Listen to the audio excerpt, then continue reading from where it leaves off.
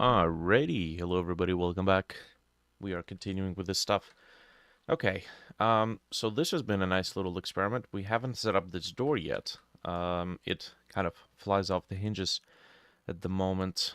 So what I think we should do is maybe experiment with adding some security props, metal detectors and stuff, scanners, and also another mechanic that I think might be a nice add, a nice addition, which would be being able to cut through chain links. Not these ones, but smaller chain links. Like heavy duty stuff. Remember me? Nicholas. Good day. I am not going to answer that question. But how are you? Yeah, let's get a static, not a static body, but a shape. Collision shape. There we go. How you doing?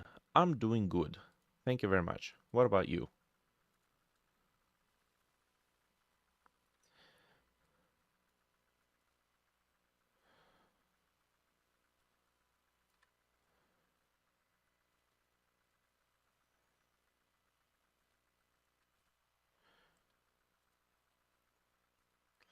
Okay, this whole thing needs to be physically interactive.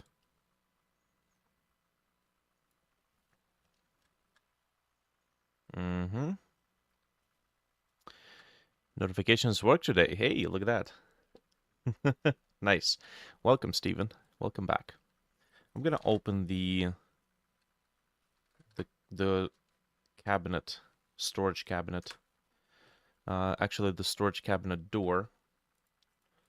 Okay, so we need to borrow some groups. Rigid interactable. That's what I need to borrow. Copy this. We're gonna add this to rigid interactable. And we need to give this a script. So this is metal mesh door. Now, technically, it's going to be running the same code as a regular door, but I kind of feel like I should give it its own script because it can also be unlocked using a terminal. So that's going to be important. Let's get props interactable, metal mesh door, create. Okay, now, hey, Vishal, good day. Okay, what do we got here? So this whole thing needs a something. Tri-mesh collisions? Yeah, maybe. That should be okay.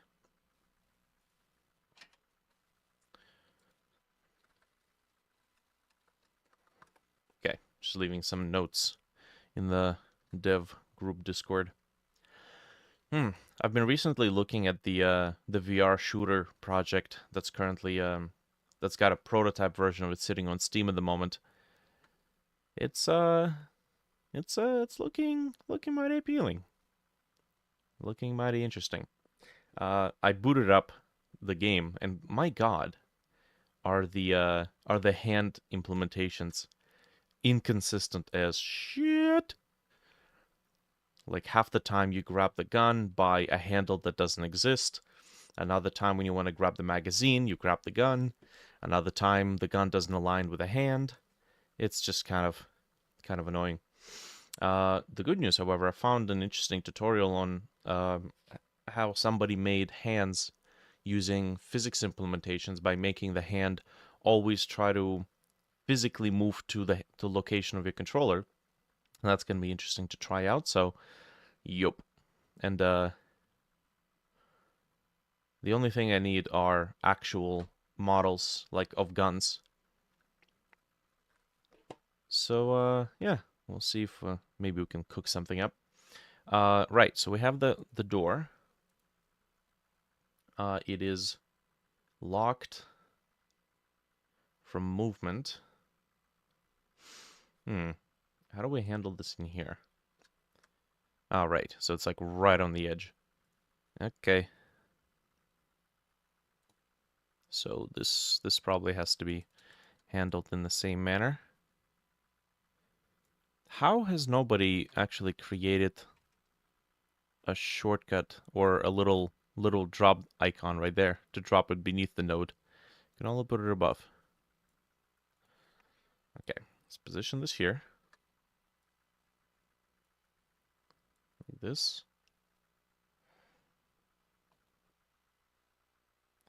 Sure.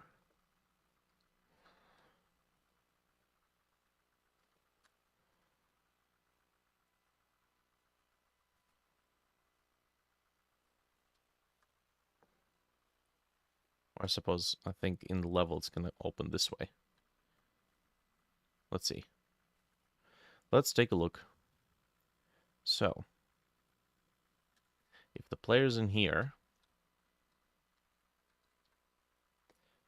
then when we interact with the terminal, I think it should open towards us. So the handle's on the right. So that means it should be here.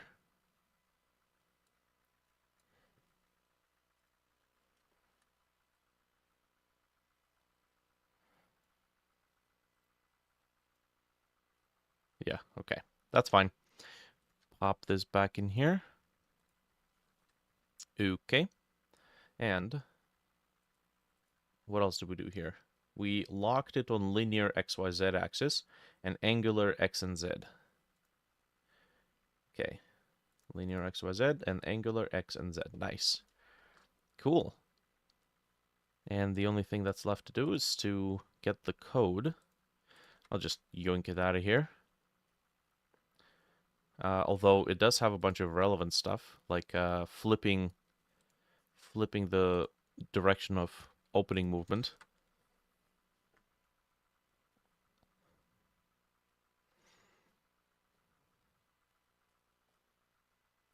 Prying. There's no prying for a door like this. Don't need that. Pry count. Oh yeah, there's a lot of stuff we don't need here. Physics.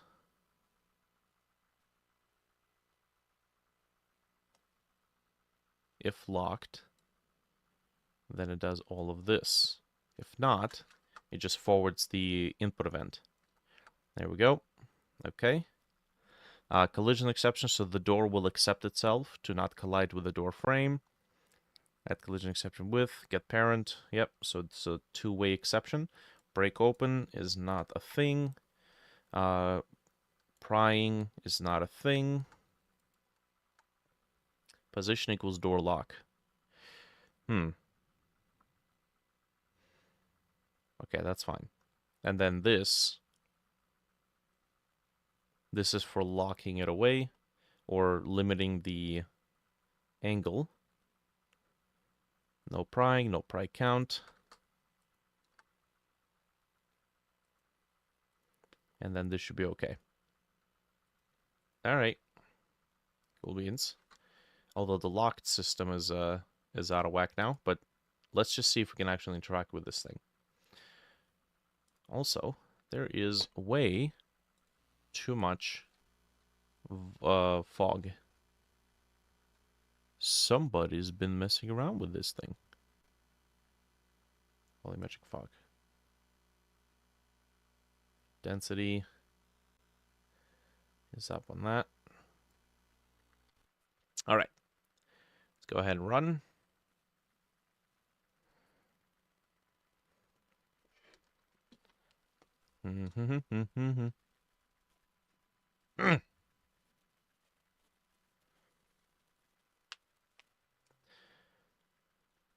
So I have an idea for a couple of obstacles. Maybe have the player shimmy along the side of a half-crumbled area. And there'll be pieces of concrete. And if the player doesn't see rebar sticking out of those pieces, then it will be a collapsible component. So as soon as they step into it, it's gonna collapse and they fall down. So you have to pay attention to which ones have the... That is a giant-ass door, actually, now that I noticed. Yeah, so they have to pay attention to make sure that there's rebar. Okay. Now, somebody said that there's no interaction on the terminal. The terminal is broken. So is the battery compartment. Player.locked in interaction. This is not a thing anymore. Because we switched the player to a different system. Locked in interaction. Actually? Invalid set index, lock in interaction, character body player, duty with value of type bull.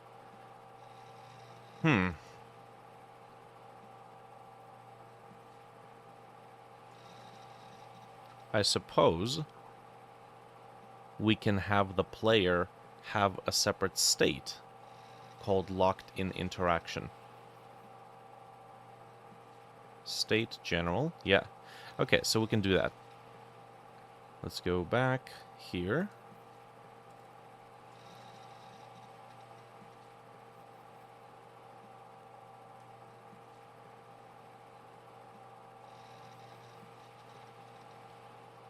There we go. So the state is going to be locked in interaction.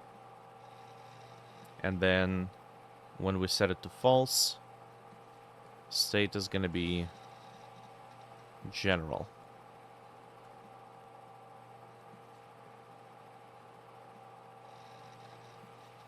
Like this. Okay, let's take a look at that again.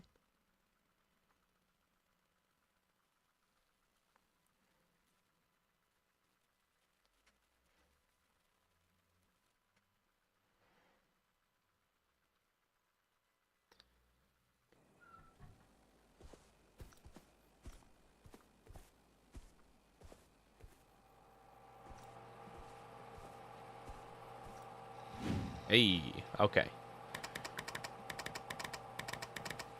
Okay, so that works.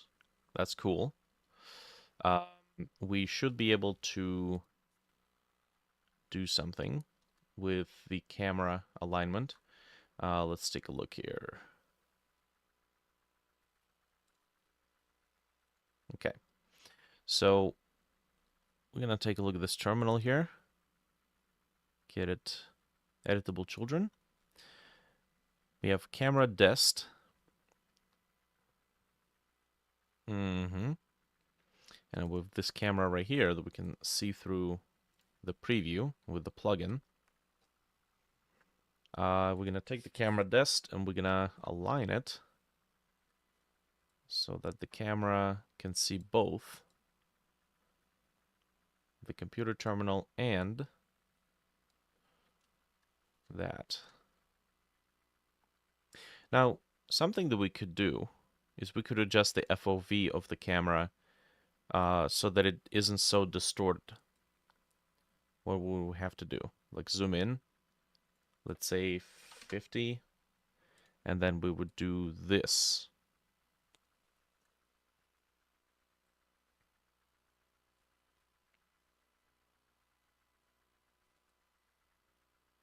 Okay, this way it looks a lot less distorted.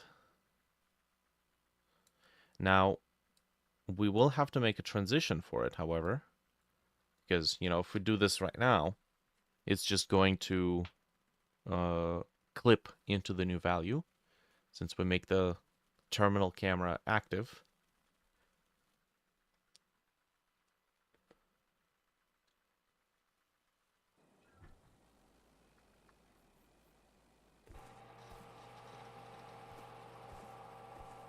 Like that.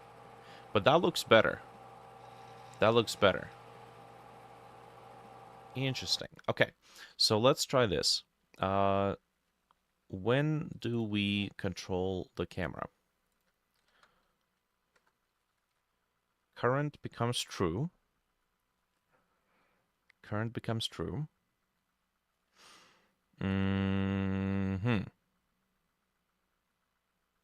this is where we interact with it. Okay, so we need to have a transition from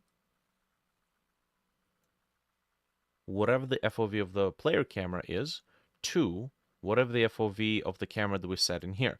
So we need to actually make a record of this stuff, though. Okay, so let's make a record of it. Let's do var starting FOV, and then var. Yeah, let's treat it as an array. So FOV start and values.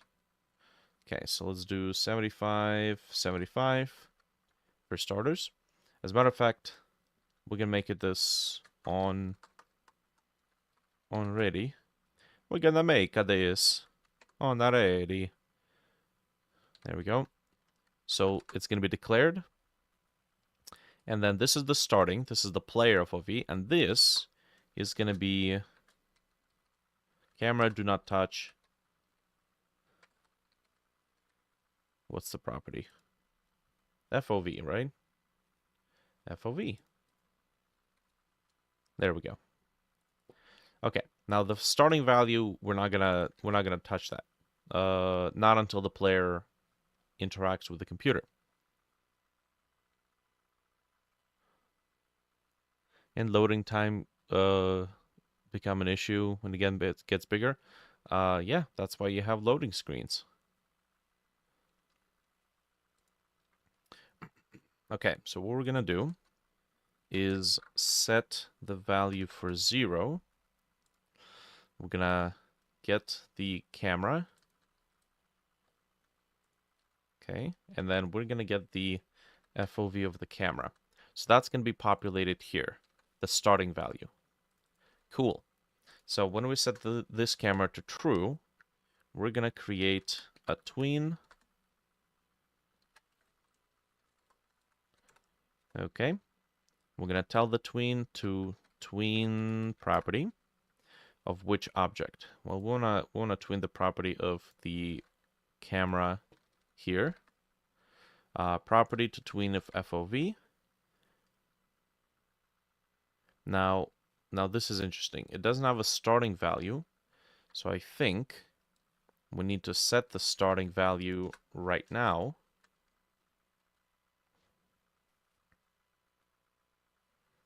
Which kind of makes me think, do we really even need to back this value up? We'll just set it directly, if that's the case. So we don't need this, which means we don't really need... let's see, so this is final FOV transition. So we're just going to store the FOV of the camera that is set here. Okay. This has to be an onReady variable because otherwise we wouldn't be able to talk to this node. It doesn't exist until the ready is established. And then, what do we do here? Tween property, too few arguments. Right. Working on it. Shut up. Final value is going to be final FOV transition. Duration is going to be 1.5 seconds. And that's it.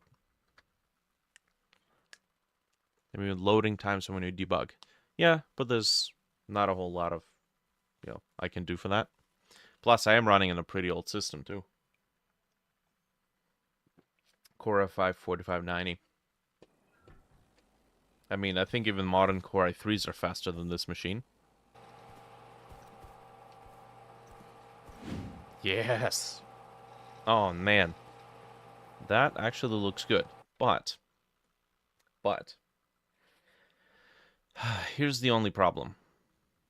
The terminal...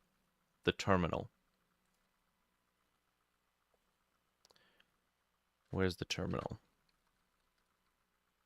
Is right back to having... Oh, that's terminal UI. PC terminal. Terminal PC. Dakota, hello. Okay, so the terminal is right back to having, like, very, very small divisions. in the screen space, which is not good. We need a lot more.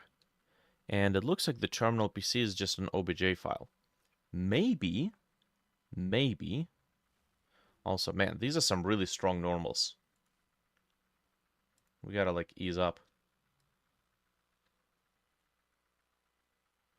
There we go.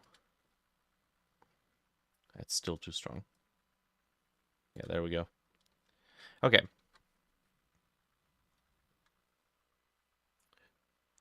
Hey, Potato Mato.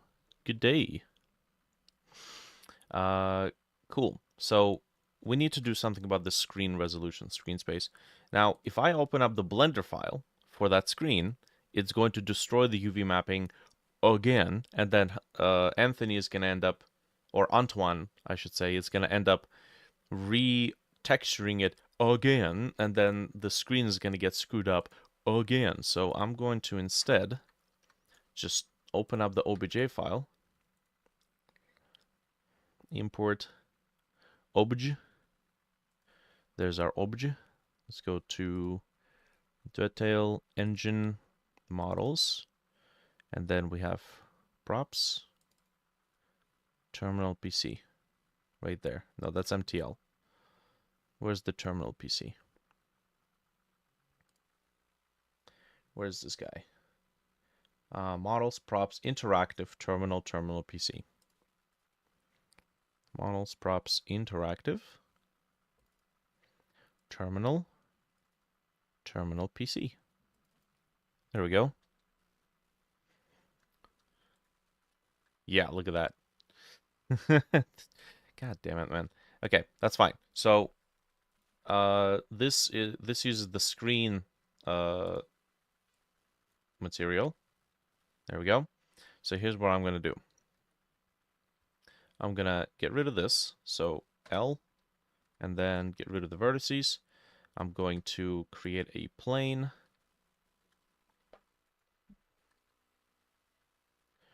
Let's go ahead and subdivide. Whoop, no. Sure. We'll shade smooth it after. Subdivide like 30 times 20. Yeah, let's do it's a computer screen. It's gotta have smooth transition, smooth resolution. All right, now. Is that the center? Yes, it is. Okay, so we'll do proportional editing. And then we'll do this.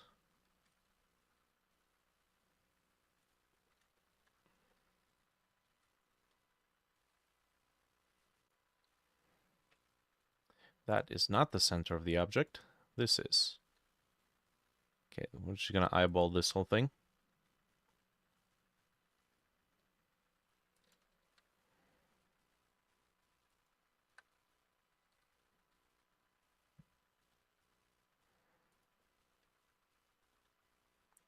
Cool. Now,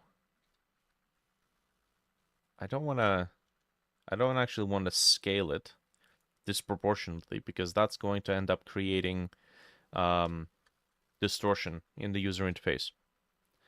Nice. I'm going to try to keep it simple. Cool. That's good. Just going to minimize the amount of screen space that is being cut off. Right there. Shade smooth.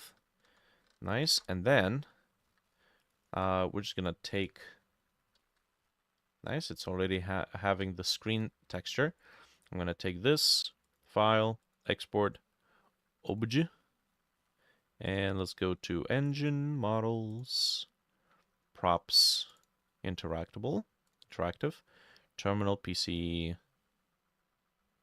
Where's the obj file? Terminal. Okay. Cool.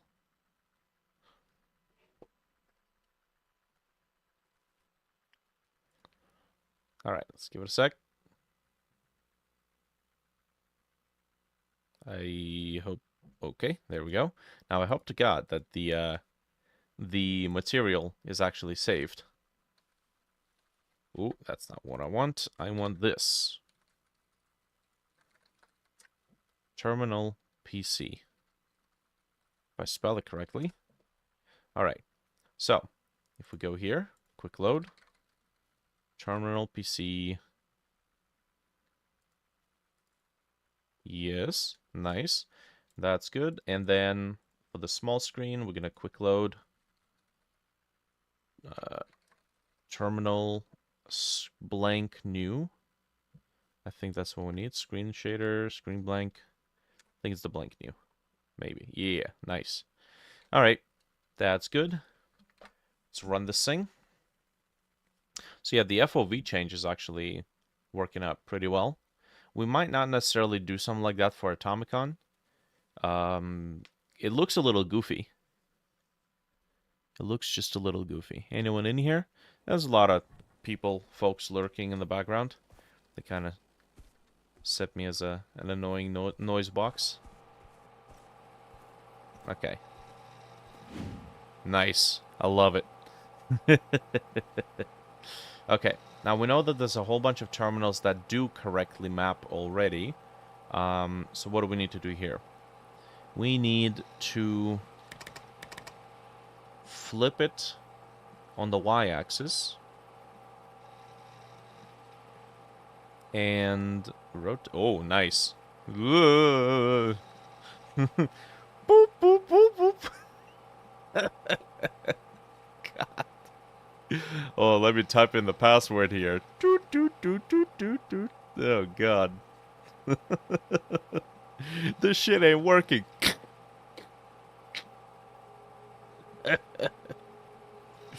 Oh, God. That's so funny. Yeah, I gotta rotate it in Blender. I think I'm gonna have to flip it as well. Alright, let's do R90. Cool. I'm just gonna do incremental changes here. So let me file, export. God. Sometimes I find the funniest bugs. Terminal PC. There we go. Oh, damn it. It's gonna lose the materials again. Oh, well. That's fine. That's because there was the variable locked-in interaction that was explicitly made to block off player ability to interact with the mouse and camera and movement.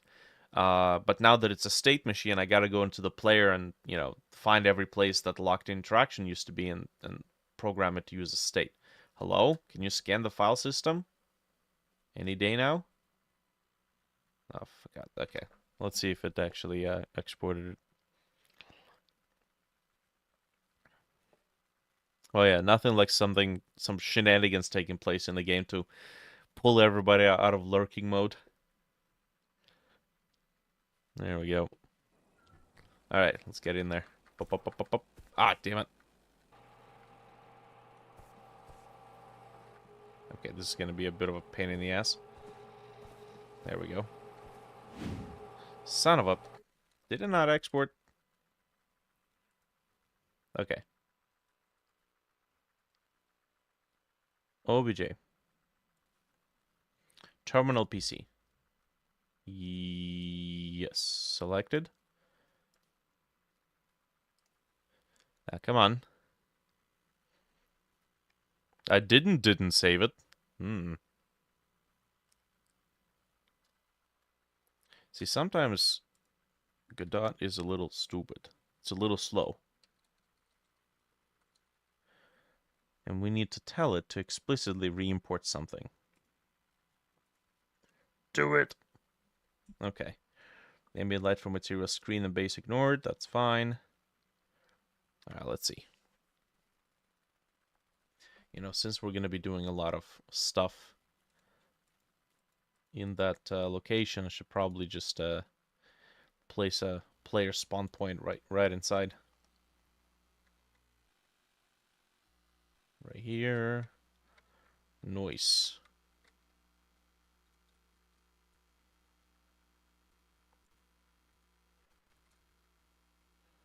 Player spawn.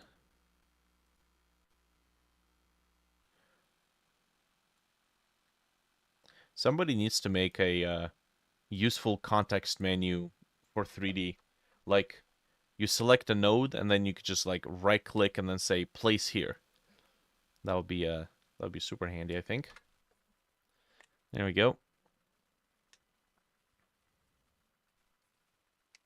Be sure you just went to Godot without saving it. Oh, sounds like something I'd do. But I also didn't see the loading bar. Sometimes you, well, every time you update an OBJ or GLTF file, you'll see a little loading bar. But how does Godot know that the file has changed? See? See? See? Sometimes Godot is just stupid. I think it's because rotating UVs isn't a significant enough change for Godot to catch on, because the amount of vertices didn't change, the amount of materials didn't change, the amount of nothing didn't change, actually. So I think maybe Godot is using the size of the file to detect if there's any changes, or the hash of the file. And then, if the coordinates of the points, technically I've rotated the UVs, it still has the same number of vertices. So technically, there's still same number of integers in the file. So it just doesn't understand. I have to do something like this: gxx, and then just move it ever so slightly. And now, if I go export obj, babj, export, there we go. Imai, welcome. Welcome. Welcome to City 17. You have chosen or been chosen to be relocated in one of our fine residential zones. I don't remember what the actual quote is.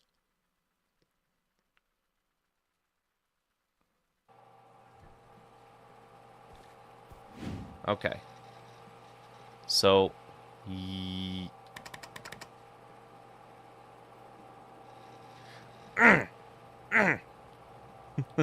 I don't know what.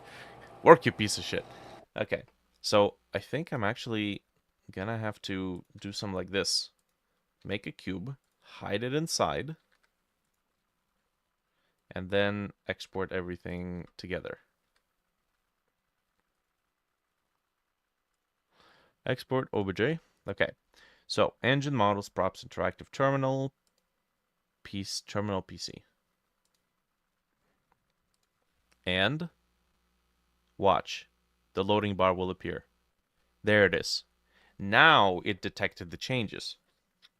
So yeah, I think making changes to UVs, if you're not changing the amount of vertices or UV points or whatever, that causes it to not really detect the change. Even if you click re-import, what is up with that? I know there's changes. I click re-import and Godot's like, nah, there's no changes here. This didn't change though. Okay. What is happening? Let me double check this. Is that going to be that kind of day today? Terminal PC. Is it going to be the kind of day where we spend battling stupid UV issues? Okay, let me try this. So R90, there we go. And then we're going to not select the cube. And then I don't need to control S. Enter to file, export, OBJ, selections only. We do export materials. Let's do this. Try to turn the PC itself in Godot. It's a separate mesh, but if it doesn't work, that's what I'm going to end up doing. Okay, there we go. The material is somehow still there. Let's run it. Is the actual shade in local space? I don't think it is, because the screen rotated itself, right?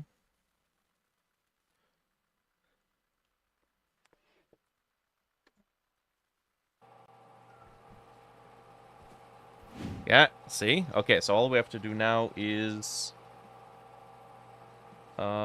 we need to flip it. Okay. So I'm just gonna do this.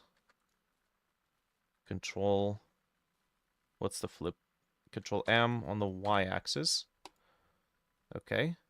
And then I'm going to select with the cube now, because it needs more than that to understand that something has changed.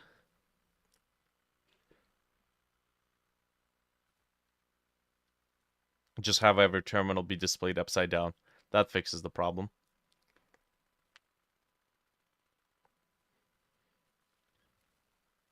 Okay, that's fine.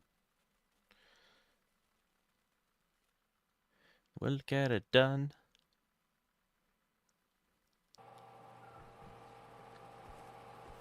Yeah, okay, there we go. That's what we're looking for. Perfect. Okay. So, and then pressing E again does not actually work. That's okay. We are working on this. So what do we have here? Invalidate index current and based on instance. Right, the player camera is not here anymore. Player node. You know, we talk to the player camera quite often.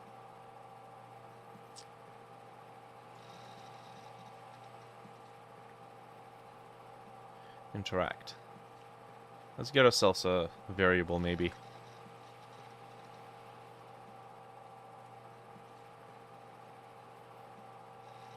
Okay. Player cam is going to be populated with this. I'm going to copy it. And then replace it with a variable. And now here we're going to populate this variable. And then do this. There we go. Player cam. Nice. Now all we have to do, go over here. Player cam becomes the current. Global transform.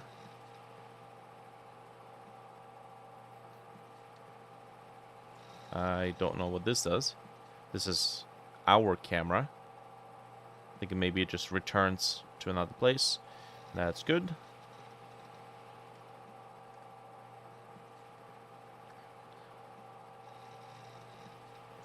It looks like the rest of them are just talking to our camera. Okay.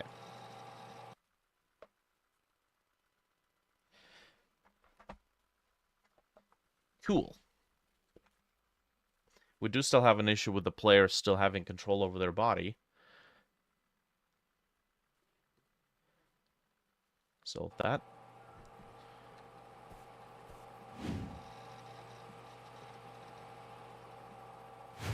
There we go. Okay, now I was rotated because I actually had control over my body. So let's fix that now.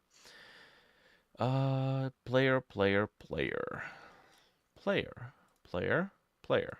Okay. So the player's state is locked in interaction.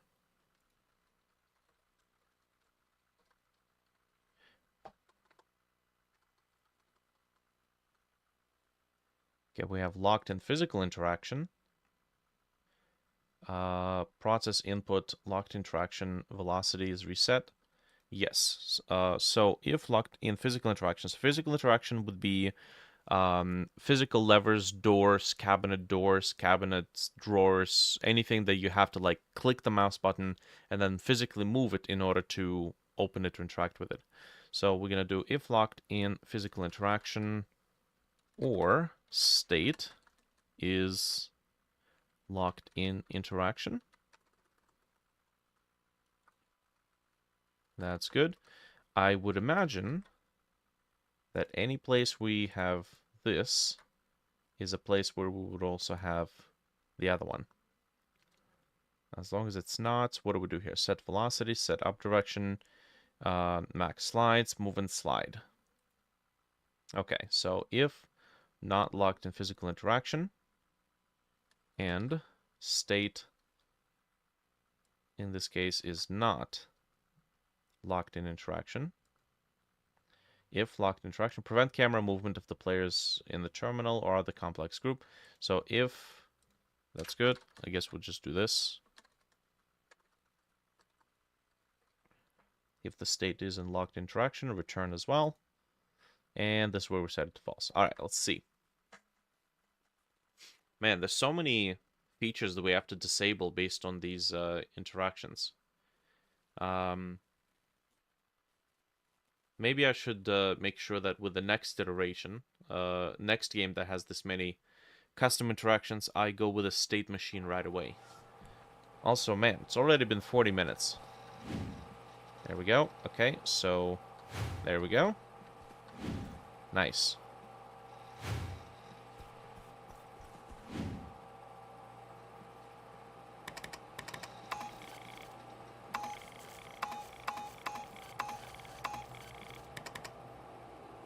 Okay. Cool. So now we need to make that terminal interact with the door. How do we do that? We are going to go here. Or here, actually. The terminal has or it used to have, where is it? There it is, has a trigger targets. We can give it one target, and that target is going to be, I guess, bunker metal mesh wall door. Interesting. So we are not going to be interacting with the door itself. Actually, yeah, we can. We can just do this. Editable children for the win. To the rescue. So we have a door here. Can we actually give that a proper name? Like bunker metal mesh wall door? Door.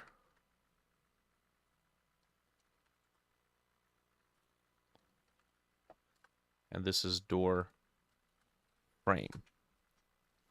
Okay, that's fine. Go back in here. Cool. And then we are going to tell the terminal to have the target be the door. Now, the door will have to be triggerable. Right, so what do we do here? First of all, the terminal by default runs the default menu set. We're going to go ahead and copy this. This is the system I've made. We're going to extend the script.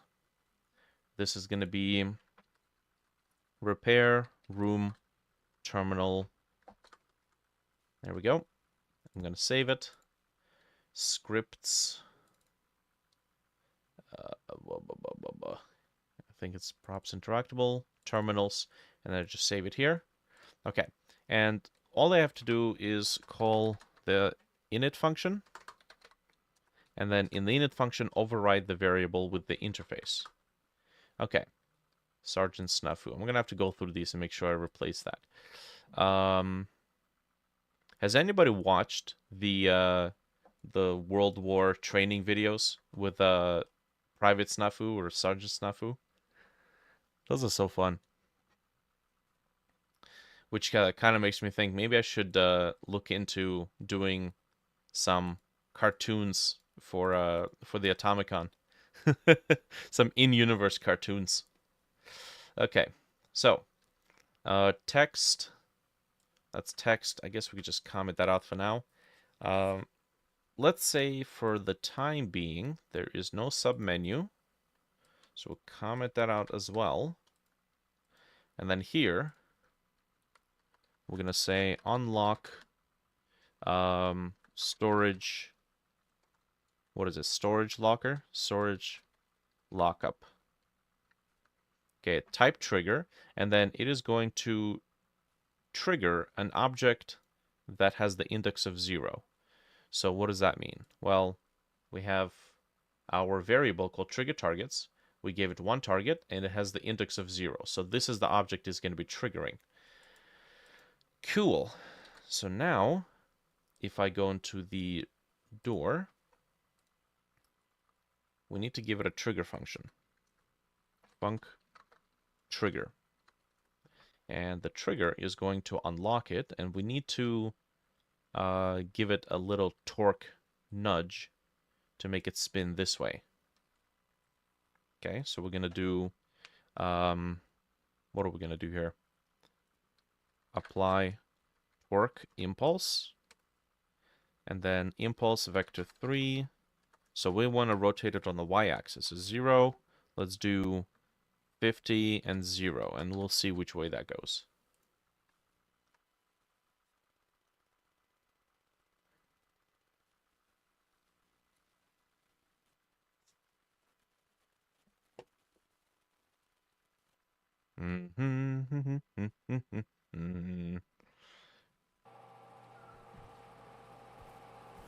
Okay, so there's the menu.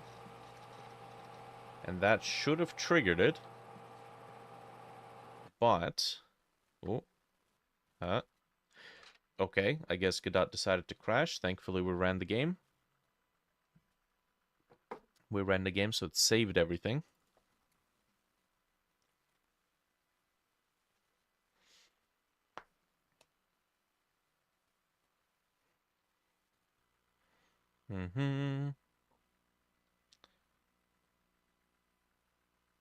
Yeah, we'll just give it a moment. We'll just give it a moment.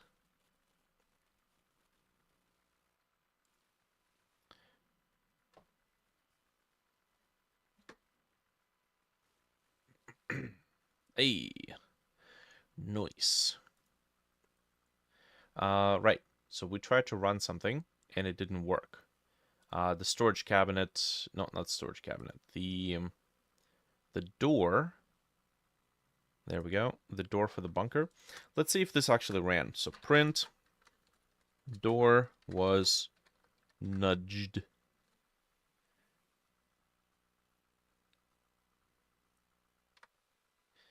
That would be considered quite a large nudge.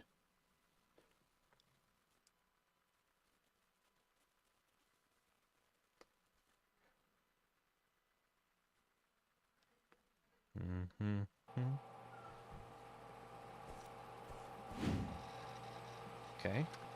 So that occurred. And it crashed.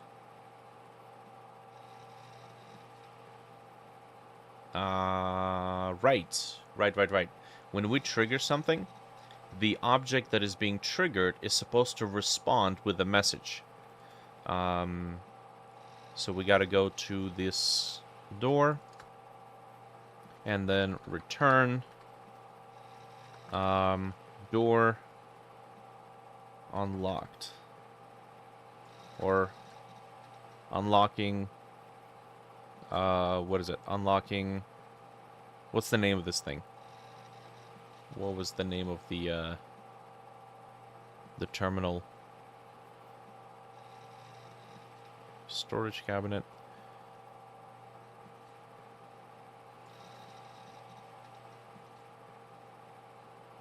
What was the name of the door that we gave it within the terminal menu?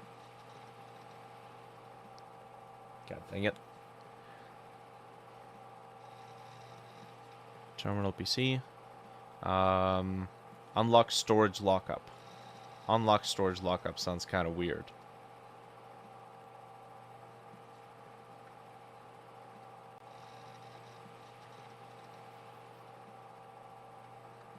Repair room storage lockup. Okay.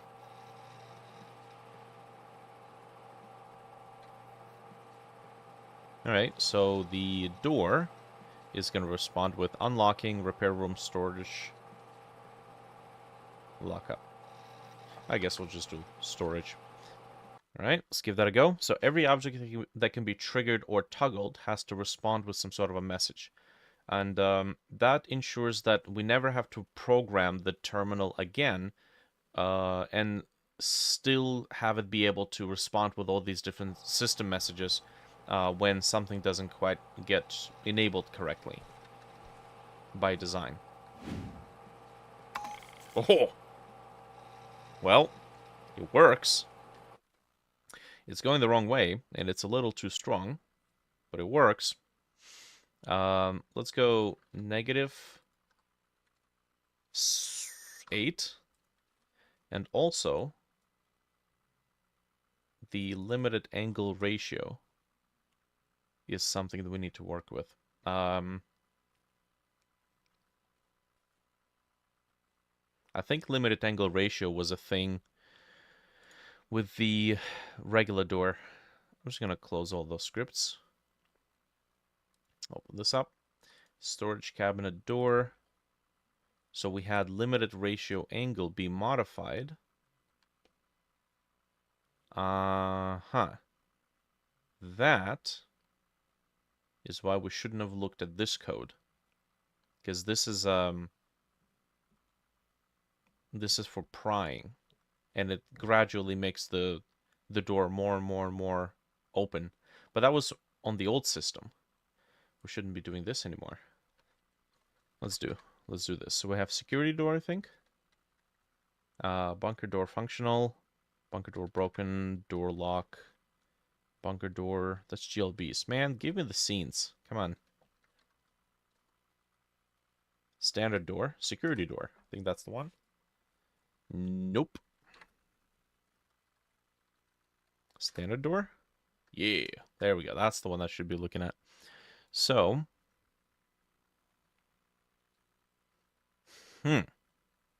Interesting.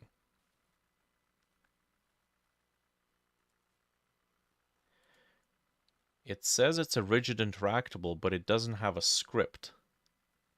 So how the heck were we interacting with it? Maybe if it's a rigid interactable and it doesn't have a script, we programmed it to talk to the parent instead. Input from player. That seems like it. So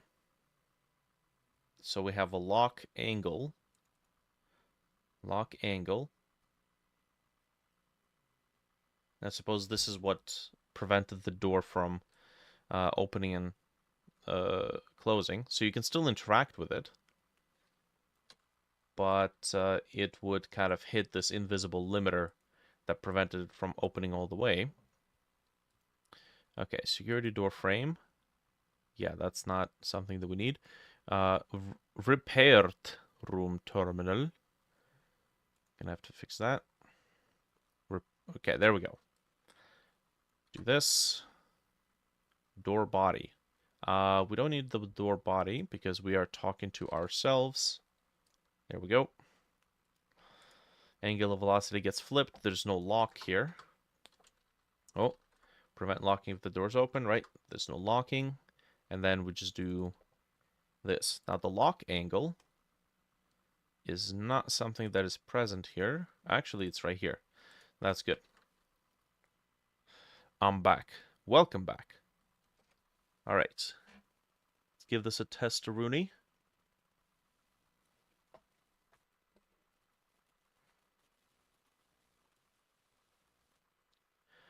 Give it a good old test-rhinoceros. Oh, I was in the right place, and now I am here.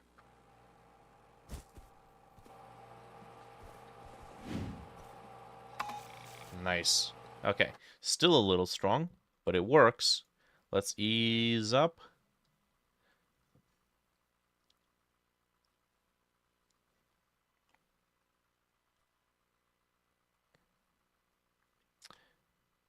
Let's go ahead and... Where's the interaction? Standard door. Repaired room door. Room terminal. Metal mesh door. There we go. So when we interact with it or trigger it, we're going to set it to -2. That should be good.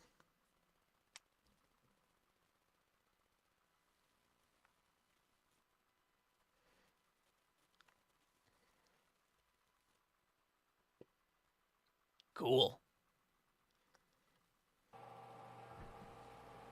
Oh. I just pressed B14 because I thought I was playing Counter-Strike 1.6. Buying that deagle. Okay. Hey, okay, that's cool, but it's too strong.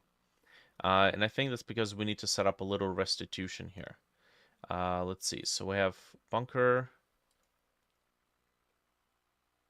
metal mesh. This is what we need to set. Foundation 16 by 16. Let's close some of this stuff. Modular wood cabinet. Close that. Close this. Standard door. There we go. So this door's got to have some resistances to it, right? Damp. 23 on the linear, and then 3 on the angular.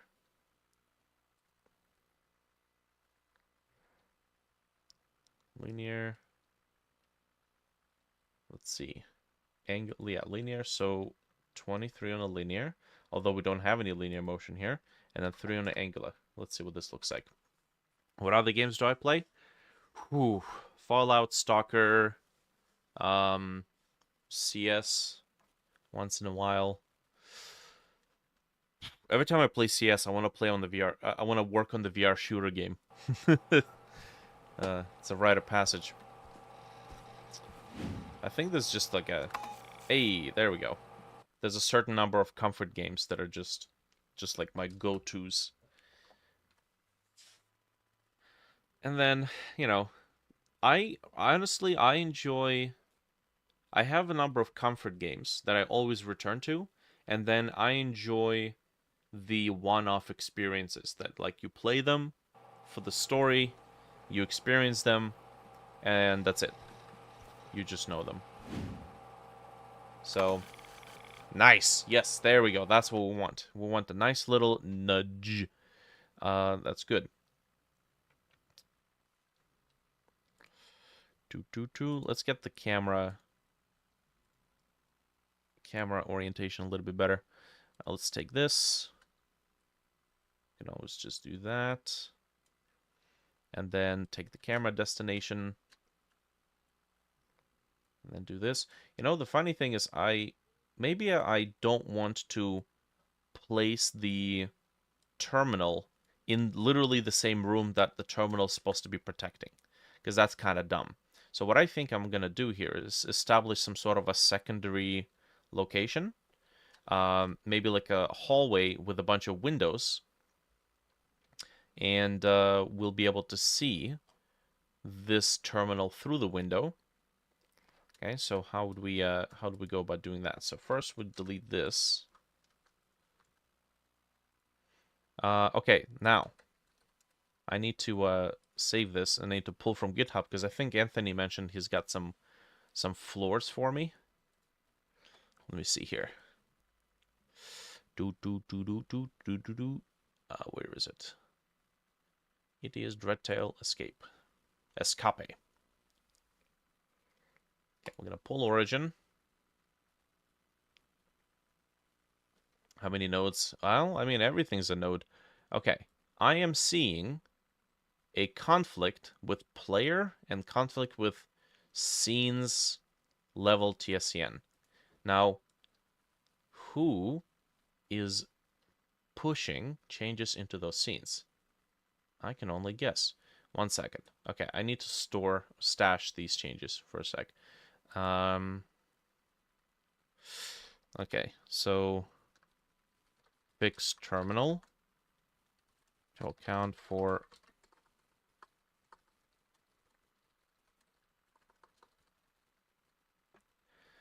Okay, I need to stash everything. Can I stash everything? I don't know if I can.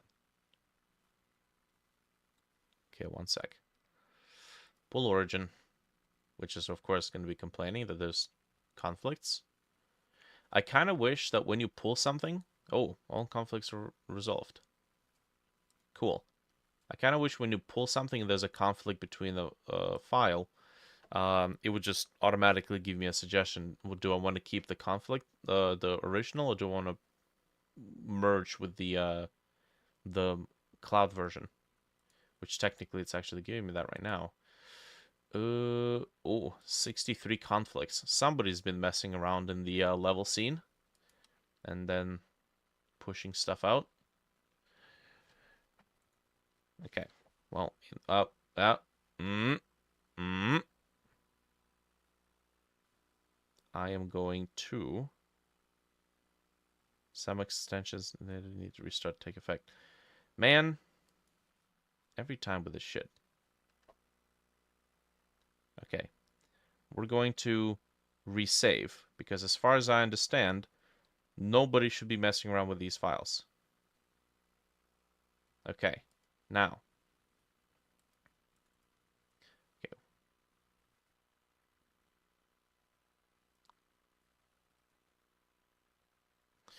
Right.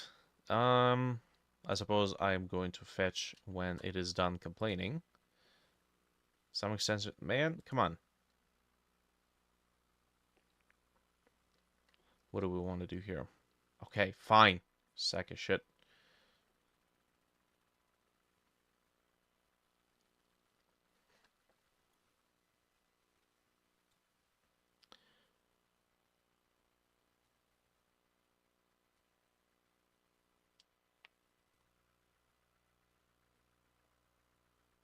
Okay.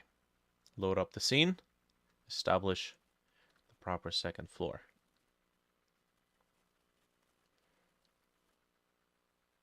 I'm gonna have to see about making some foundation chunks that have a slope on one end but a 90-degree drop on another. Okay. Okay, this thing does not want to move anywhere. It says it doesn't want to do shit. Okay. You know what?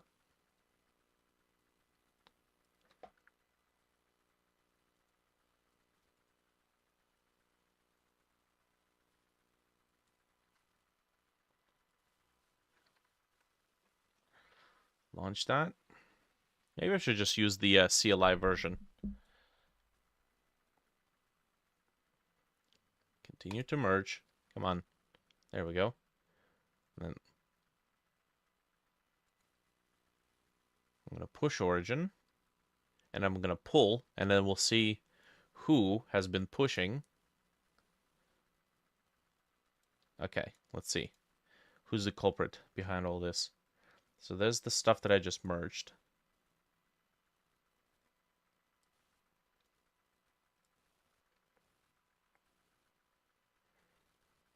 We need to make like a personal...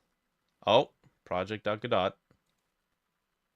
Always on top true. So Antoine's been changing it. Okay, maybe we should have project.godot local. It says, seems Antoine changed something in Dimitar's sandbox. Okay, so... Cole. It's Cole! God damn it! Sound engineer. Okay. Evidence. Okay.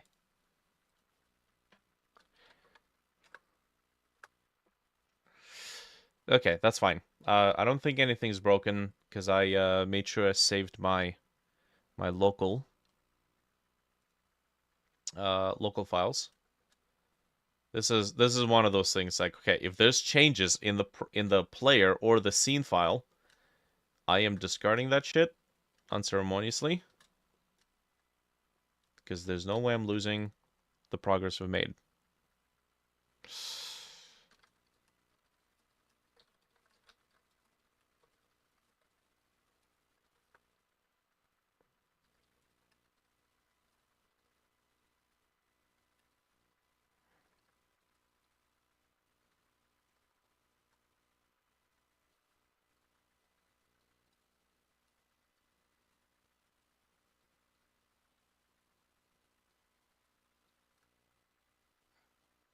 Okay. Right. I think it should be possible to set up like a per user git ignore file. Right? Is that a thing? Okay, anyways. Let's take a look. So Antoine had sent bunker kit floor 2. Isn't that mine? This is probably gonna break some stuff. This mofo. It's like, no, we shouldn't be like making sure that everything works. Engineer workbench. Oh yeah, the engineer workbench is really cool. Engineer workbench. So it's basically a tool bench that incorporates a dock for the computer terminal.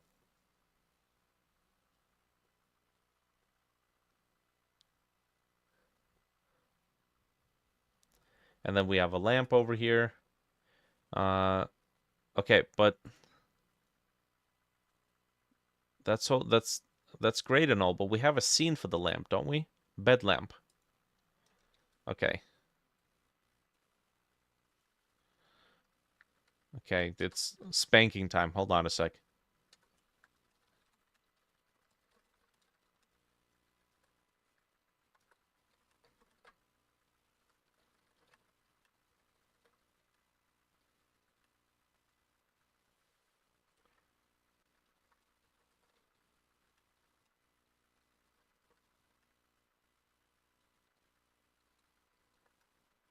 There we go.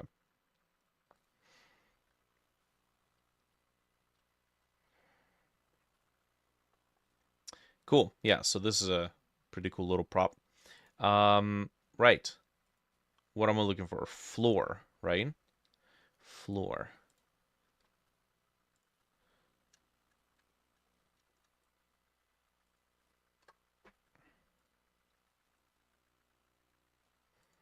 Let's go objects. Hopefully there's objects. Bunker kit. Okay, we have floor 1, floor 2, floor hole, bunker kit. Right. Okay, so which one's this? Man, filtering by like extension in here would have been nice as well.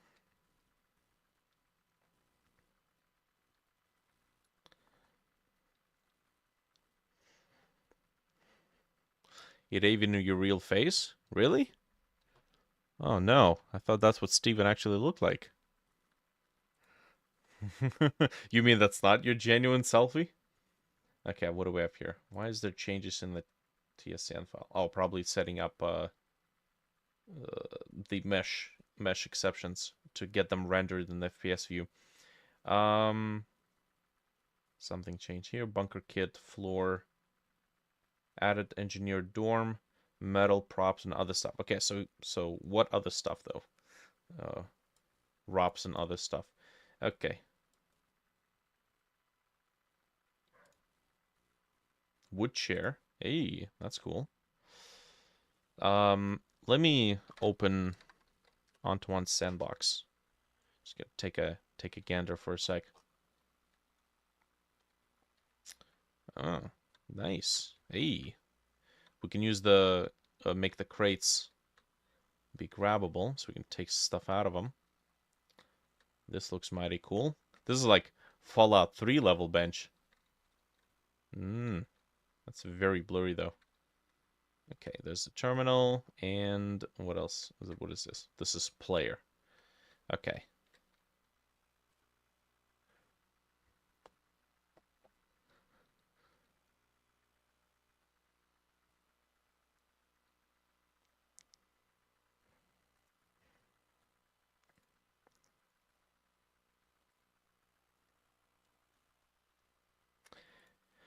Okay, cool.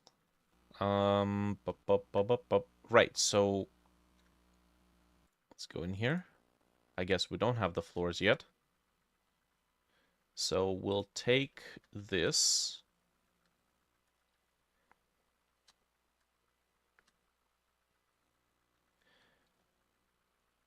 Static body 3D. Why is that called that? Hold on a second. We have floor 1.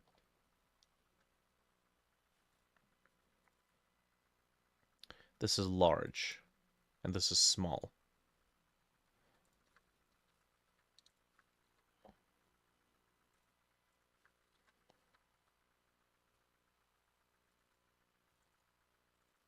Oh.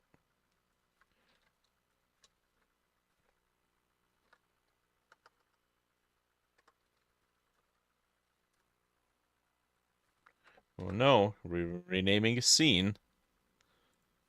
Okay, and this is small 1.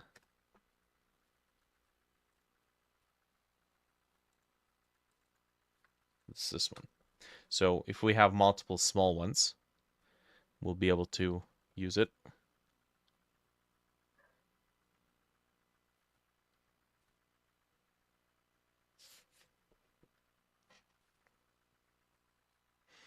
Mm-hmm. Okay, that's the whole, that's the large, that's the small. Cool. Let's go back in here. Here. What do we want to place here? So this is going to be... we can modularly reuse some of these pieces. Like short... What is it? Short crack? Yeah. We'll just do this.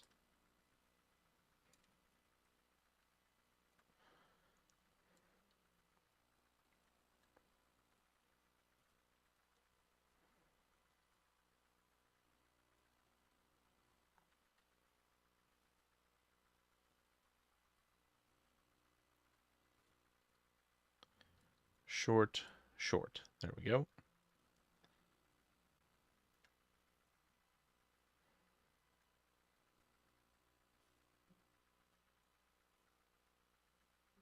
Mm-hmm. Okay, and then we can take the window one.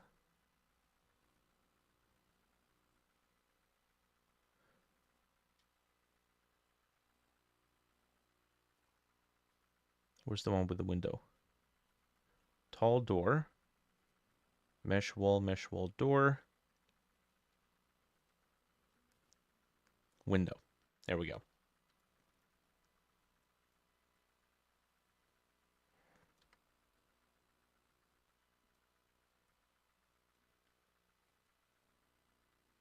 $45.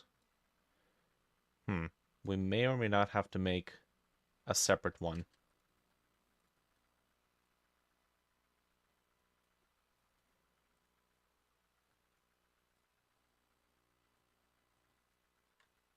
Yeah, okay. This is quite small.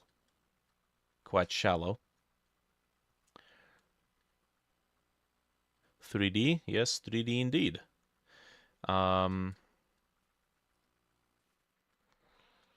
Okay, so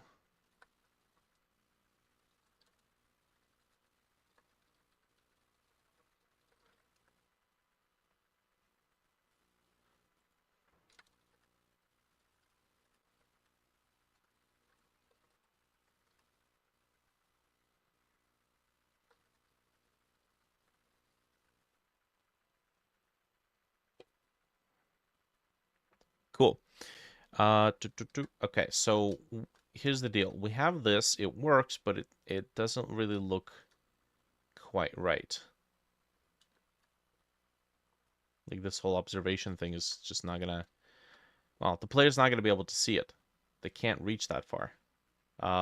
So I think what we might have to do is make another one with a much larger window. Okay, so we don't need this. That's fine. We're just gonna open it. Actually, it is... do we need to save this? Nah, that's fine. Let's go into... What is it? This is Dreadtail Escape, Assets, Models, and then this is gonna go to Bunker Kit, Prop, Bunker Kit. Right. Where is it? Where is it?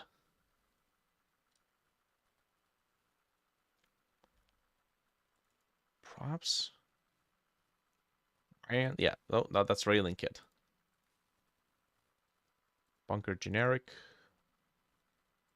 God damn it. Oh, there's folks in the chat trying to get my attention with all the hearts.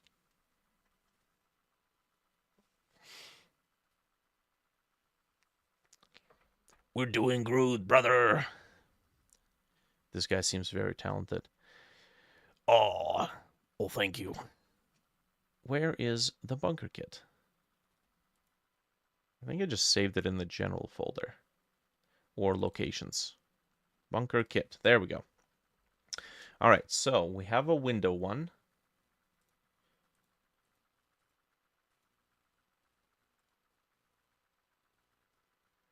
Let's see. Wall, window. There we go. Okay, so we need something like this, but much, much larger. Which is why I think we can just duplicate it. short, window large. Okay, so I'll see about doing this. Vertex editing. That's going to scale it up. Can we do this, or is this too asymmetrical? Yep, it's too asymmetrical. Also, oh, that's what? Oh, yeah, we have two windows enabled at the same time. There we go. So I'm going to do this, and then this, and then we'll do this. Sure.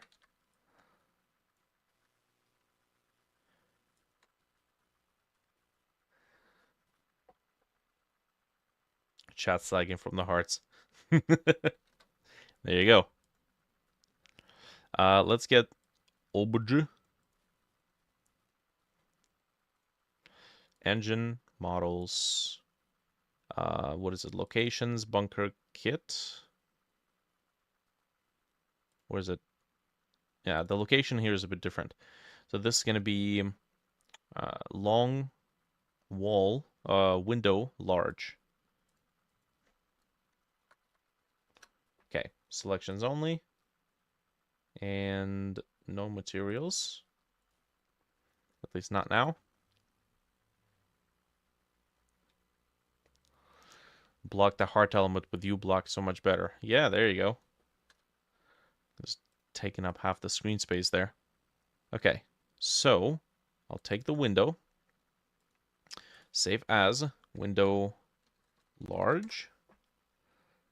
Okay, get this.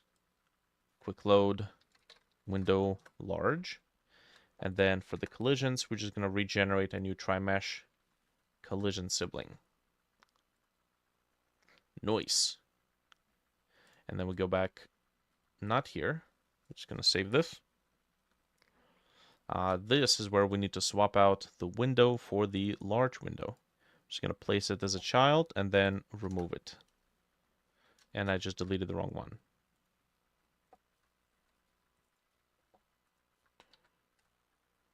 Give it a proper name.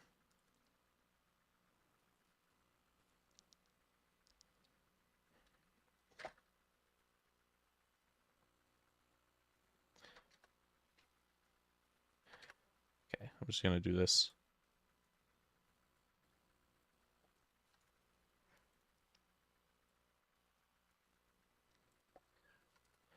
Oh, so now your goal, your task would be figure out how to get in here. In this window. Hey, well that's a lot better. Let's run this. Double check this.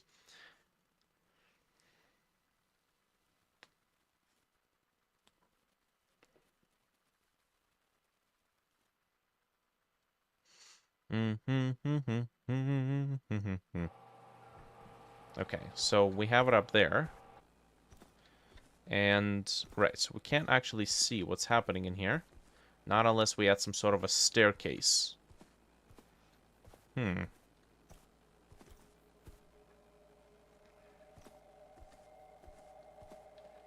Okay. So what can we do here? We have a floor. Floor small. No. Floor small is too small. Floor large.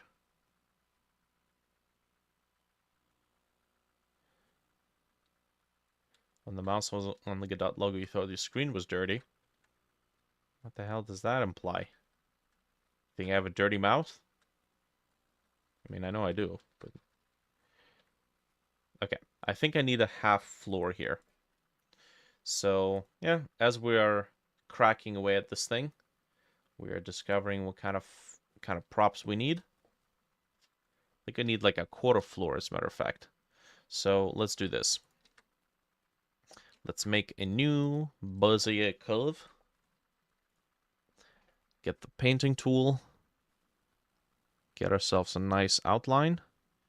I'm gonna try to ease up on the amount of cracks you got here. I'm gonna do a half and also a quarter length. Okay. Now, it's cyclic. Yes. We need to reduce the amount of detail.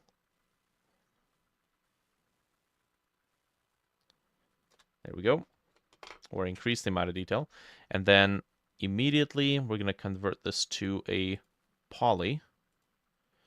Noise. Go back to object mode, convert the entire thing to mesh, fill it in, and then extrude. So we get a nice flat piece. Okay, now it's an inside out right now. I'm going to go mesh normals, recalculate from the outside, and this is floor large 1, floor. There's no word that describes this one because it's, what is this, half large?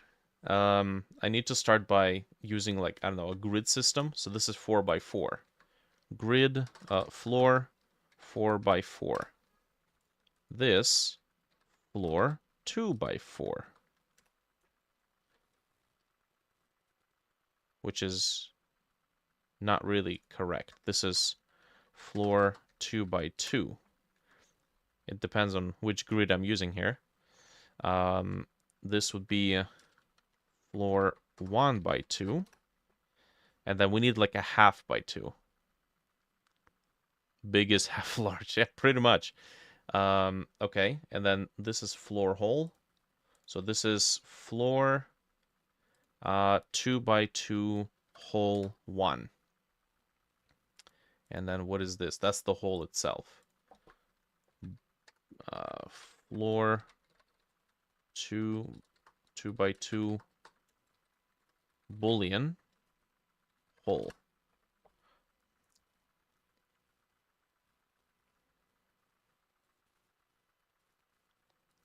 There we go. Okay, so we got the half. I think we also need a quarter. So let's do another one.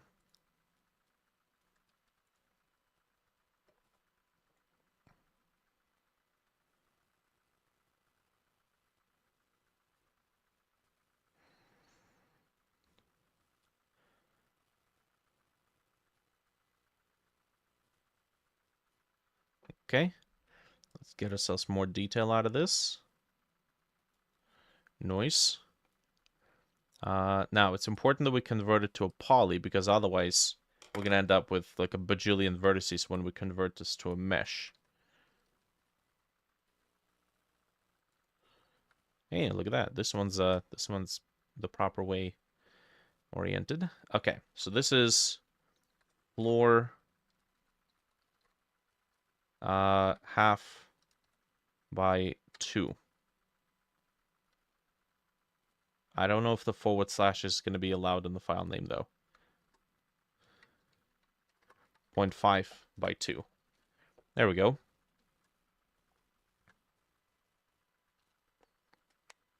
My last day today, by the way. Will need to stay at my job tonight, so I won't make it for the meeting. Ah, okay. So I guess we'll just move it to tomorrow. Quarter pound to hold the rebar.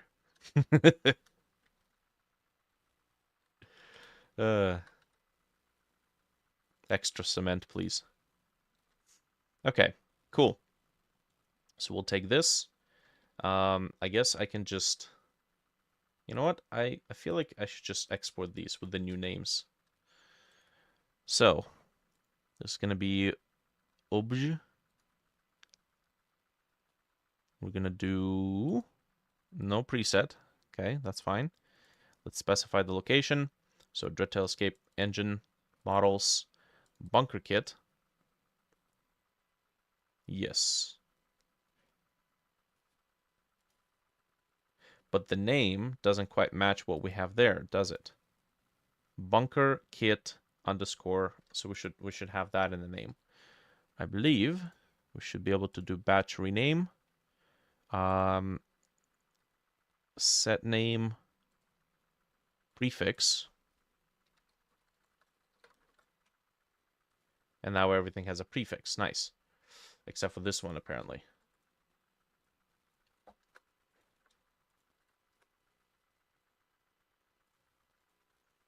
Alrighty. So, selections only. And then objects by parents. I think that's it. 3 files exported. Why don't you want to select the last one? There we go. Still 3 files exported. Oh, because it's not selectable. Okay. There we go. 4 files exported. Nice.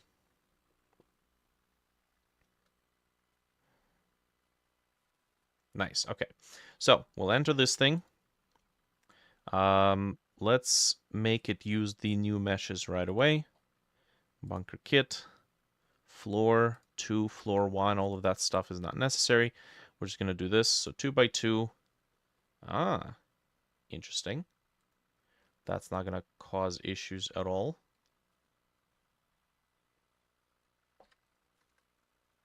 Okay, we'll deal with it as it comes. So this is bunker. What is it called? Bunker kit floor large 1. So it's bunker kit floor 2 by 2. Again, this is just us figuring out this what should be the standardization for it. Bunker kit floor 2 by 2. Yep. Okay, this could not be found because it doesn't exist. Okay, this is small, which is...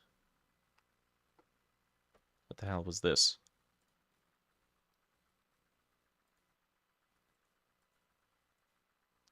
Oh, we didn't export this one.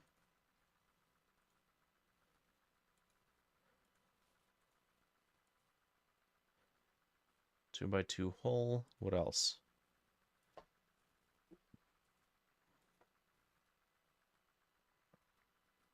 Where's the small one? Where is the small one? I actually don't know. Let's get all this stuff into a new collection. Floors. Yeah, I actually don't know where this small one went. Oh well. Let's just not touch this one for now.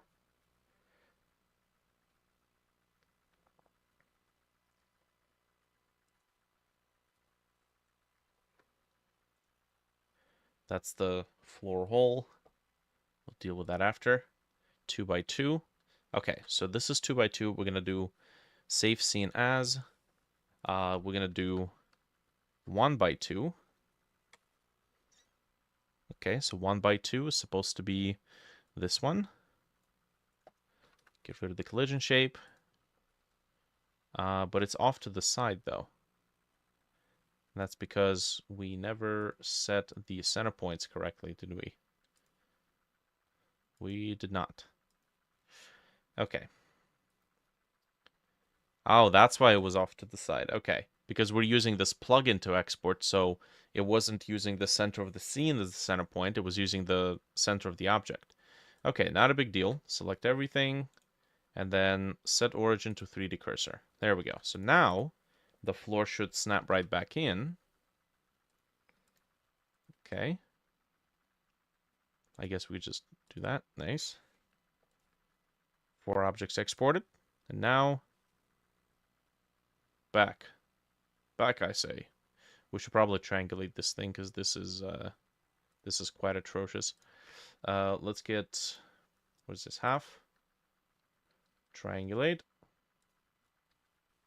Oh yeah, that's way better. Mm-hmm. And 2 by 2 already has triangulation. Nice.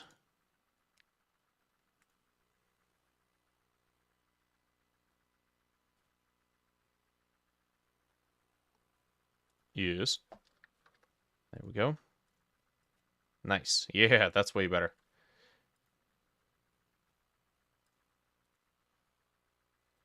That's good. Okay. So that's the bunker 1 by 2, and then we have a half by 2. Oh, damn it. It doesn't like the periods in the file name as well. Does it like the 4 // I doubt it.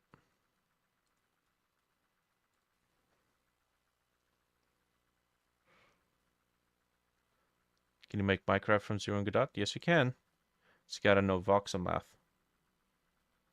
Okay, did that work? Or is it still... No, I think it just converted the / to an underscore again.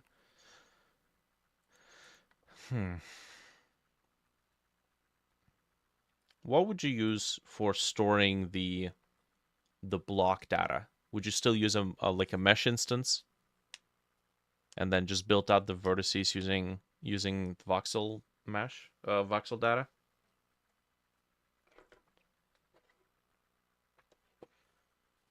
Cool. Okay, let's get back in here. So we do need to still create the floor, the half floor. So let's... Oh, hey, look at that. Collision shape moved back to in its right place. Let's go ahead and save this. So this is going to be 0.5 by 2. Okay. Oh, doesn't want periods in the name. I guess it would do 0/5. Nope, doesn't like that either. Fine, half by 2.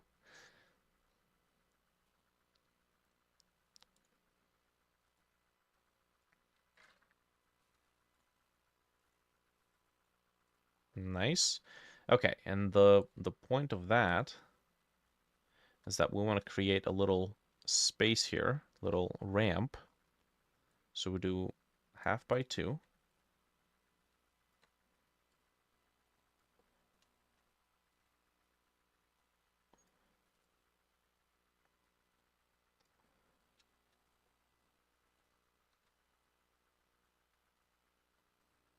Then we do this. And now we got a very destroyed ramp.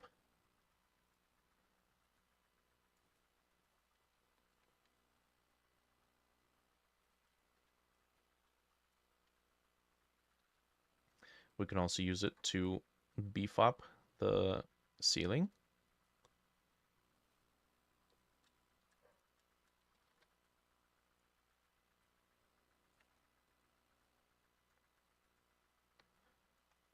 Nice.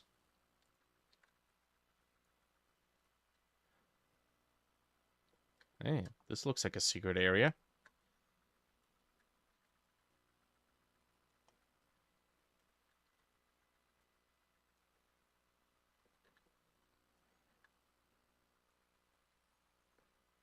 Managed to get up here.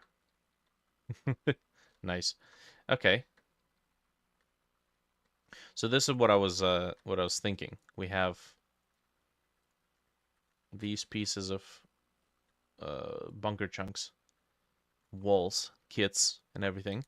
We can build out some pretty interesting shapes here, actually. Some pretty interesting geometry.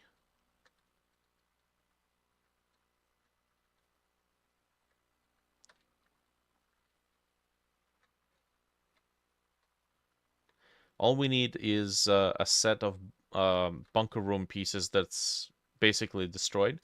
Like take a floor and then have it crumble down under gravity or weight or something. Okay, so what we're gonna do is take this and we're gonna position it somewhere over here so that it's not like free. And that way we can position the terminal kind of like, whoop, not like that. Position the terminal like this. I should actually enter this and lock away every single thing that should not be movable. Like this. None of this stuff ever moves. Nice. So we just take the camera destination. We look through the camera. And then take the camera destination and then adjust it so that it frames.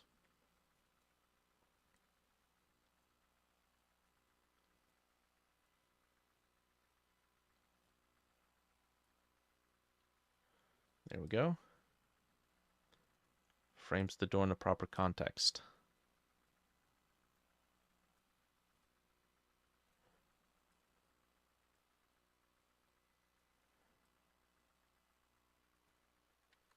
All right, let's see.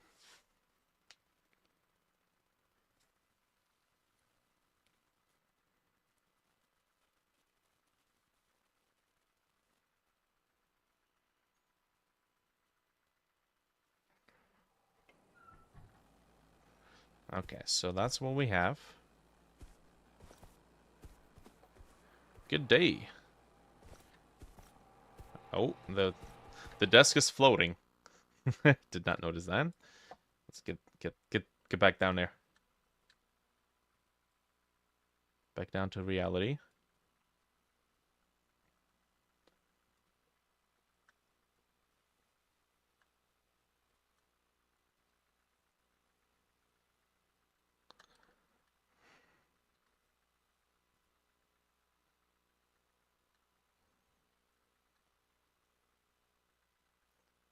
Toot toot toot toot toot.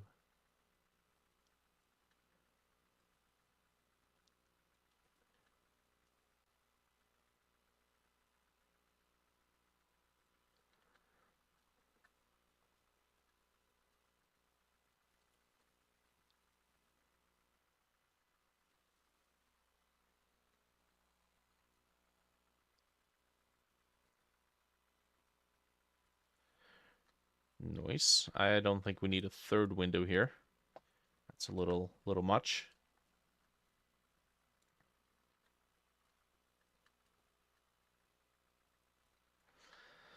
I want to make sure I give these rooms more significance than they're just here to open the door. So we're gonna try to place some lore pieces here and there.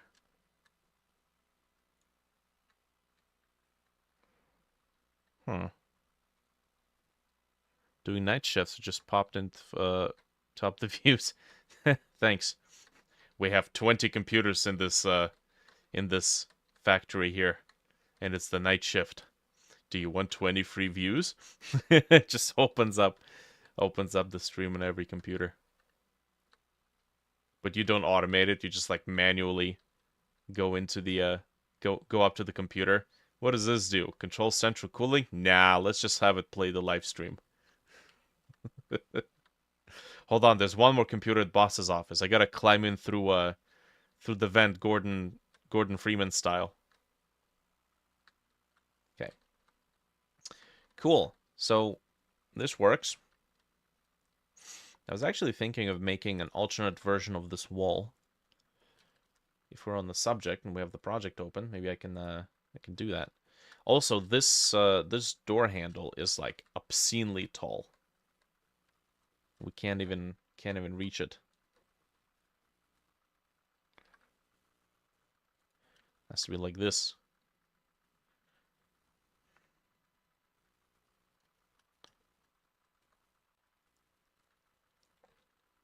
Okay, we'll export this.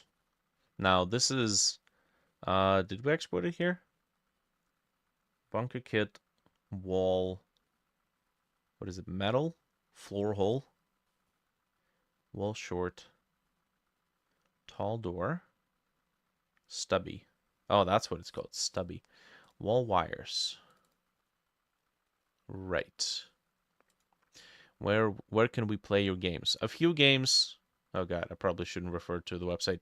The Retroactive Gamers website has some mini games that are run from the browser, but some of those I have to remake because they're a little blah. You can find whatever I have released up until this point, you can find on Steam under Eisenstadt Studio. Bottom left corner is how you spell that. I should just establish like a web page, a single web page where you can find everything. I think that would be helpful. Okay, where are these walls? Where's this located? Props, bunker props, storage.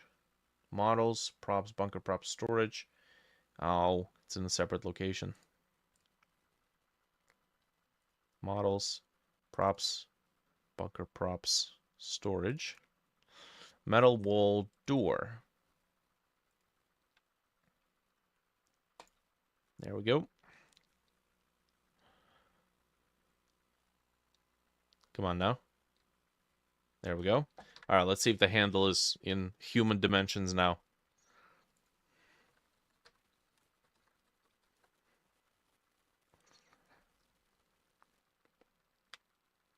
Boop boop boop boop boop boop boop.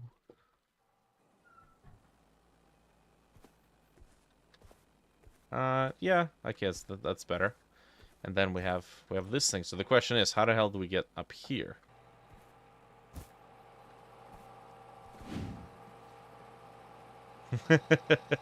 Interesting. That's not very on the nose at all. Okay. We have to do something about the user interface being cut off like that. Terminal UI.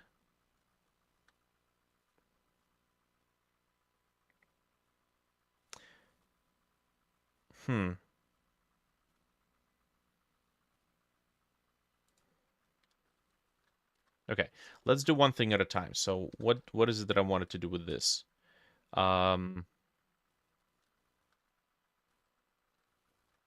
There was an idea. I'm just gonna select this, that. I'll just do it on one and copy it to the other. So, select these.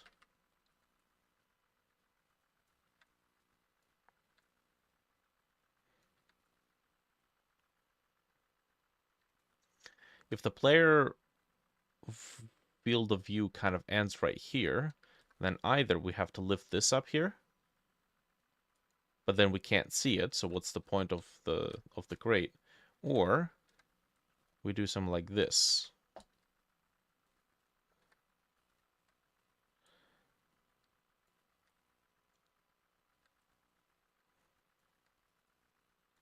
Nice. Damn, bro, McDonald's Wi-Fi. Oh no. The vulnerability central.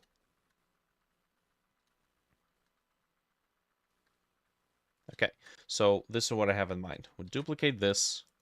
We'll lift it up. And then that's it. So the bottom half is the wire mesh, which maybe we should lower that down a bit. Wait a minute. Why am I doing this to this copy? Okay, you know what? This bottom gap does not make a lot of sense. I'm going to adjust it.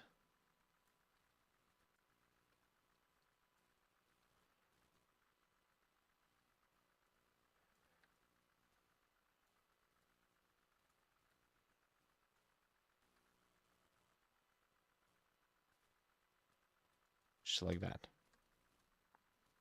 Okay, so that's door frame, and then we're gonna copy it. Well, this is door frame half.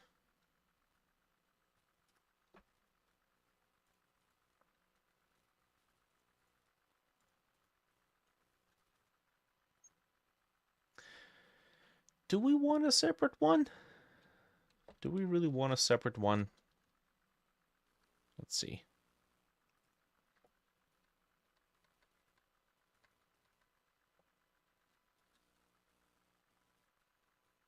So we do this, bring that back.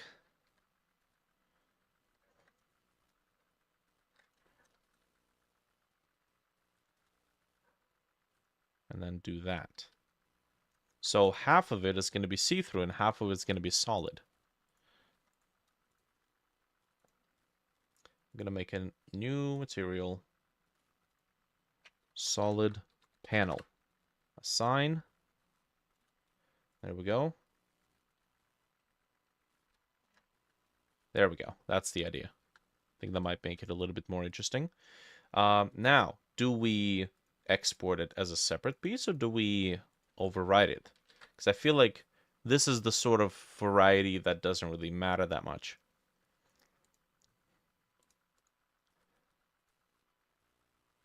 Like it's just going to be either one or the other. Too much choice. There we go. That's the idea.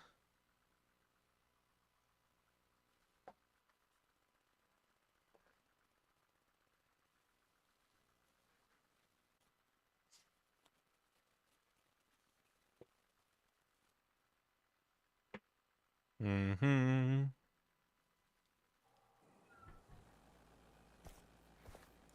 Okay. Nothing's missing by the looks of it. We can interact with the door ourselves. Like this. So it's not locked right now. Right. We should probably deal with that. Okay, so it's locked. If it's locked... it does have something here. We know that the door opens only one way. So if it's locked, it should only open, like... How much? Like this much? Negative 0.6.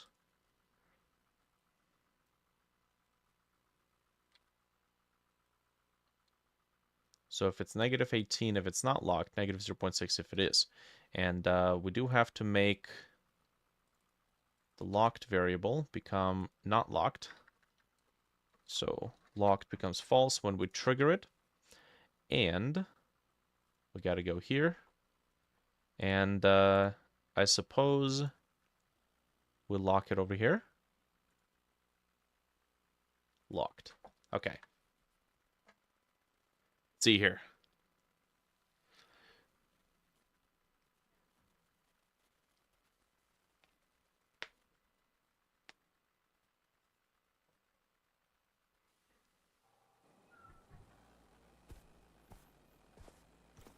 Okay, there we go. So we can't open it. Get our asses back up here. Man, this terminal is really loud.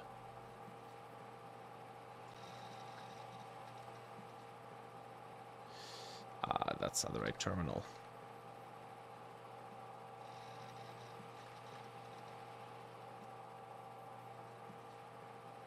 Computer hum.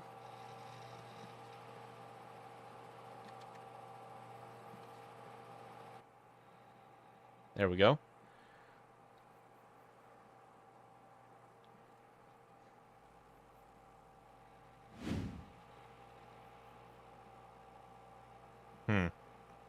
Yeah, this is like really on the nose. Nice.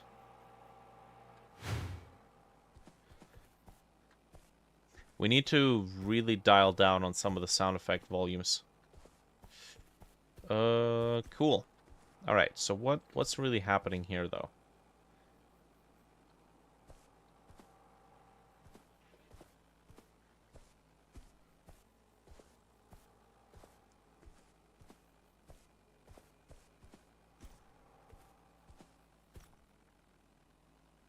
We just jump in here. Haha! Cool. We'll pick this up.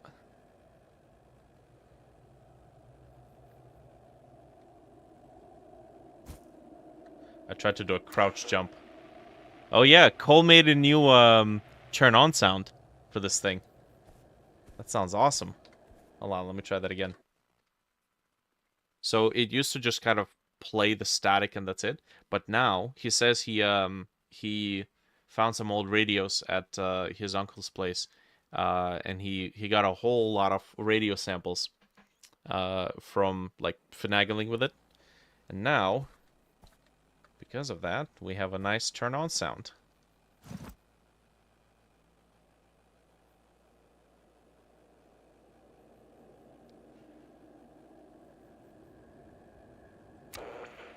Oh, God, that's awesome.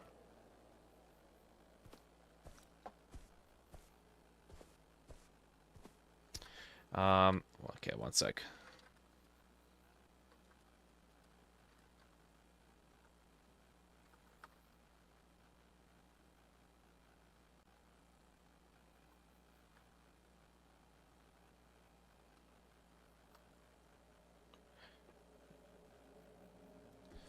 Okay, so what do we got here?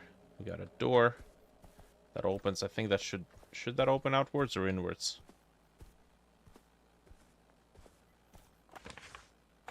Oh, nice. Yeah, we're gonna have to figure out a lot of these prop animations.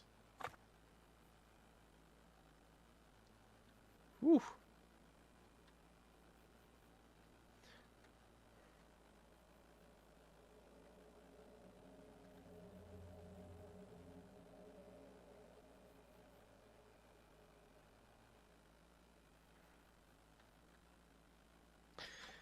Okay. Let's take a look at something. Quick prop idea. The waiting bench.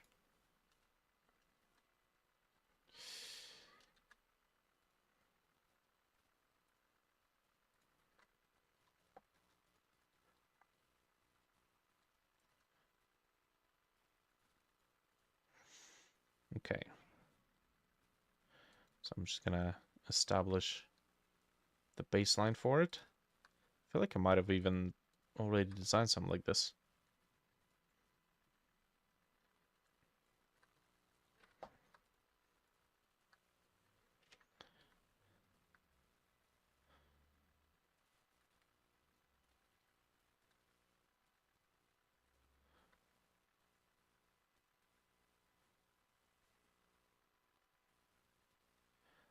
Mm-hmm.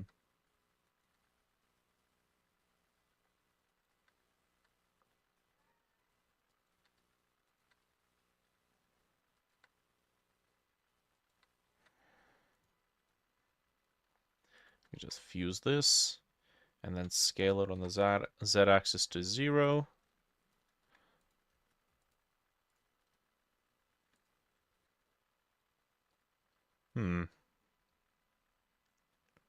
What's happening? Just got back. Quick prop idea. Just wanna get that recorded. Get that made real quick.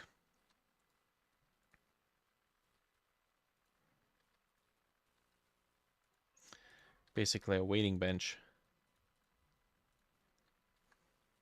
Okay,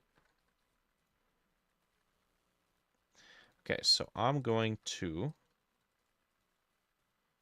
fill everything in here. Okay, and then we need to round out some of these with Control-Shift-B.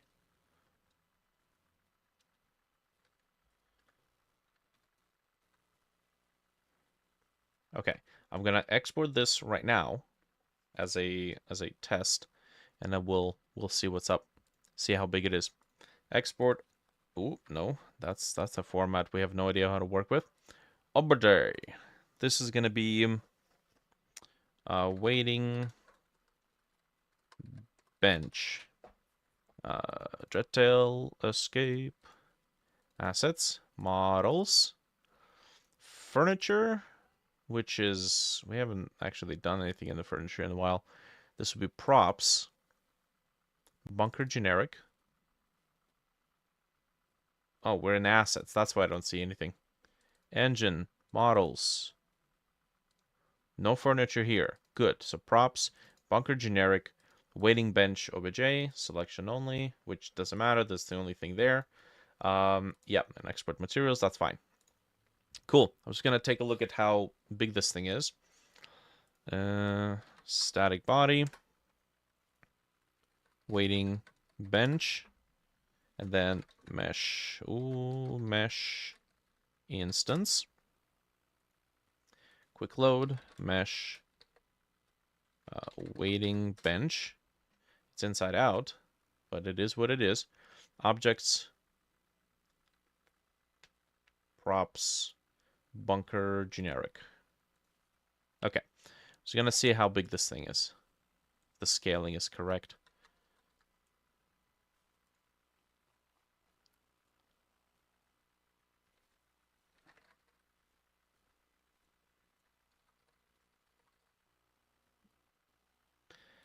Okay. Oh, that's actually yeah, it's pretty good. Potato Mato going ham on emotes. All right, so this thing's inside out. I had a comment. Somebody mentioned that the tip about using Alt tilde for toggling the face orientation was super handy. So I'm like, yes, I know, it's super handy. Let's rotate this on, by the way, on the x-axis because that right there is technically the forward axis. Okay, so array. Oh yes, apply rotation. Just gonna do this. Mm-hmm. Let's give it a cube.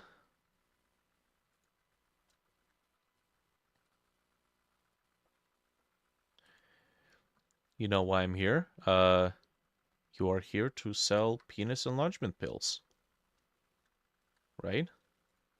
Or am I confusing you with someone else?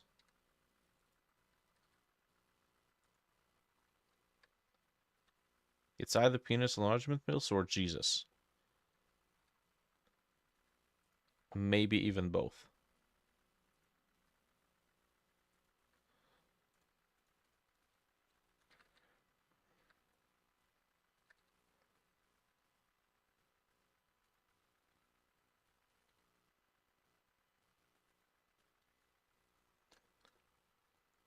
There we go. You can use Shift N or Control N to flip the normals. Yeah, but that's like one at a time, right? You gotta do that manually.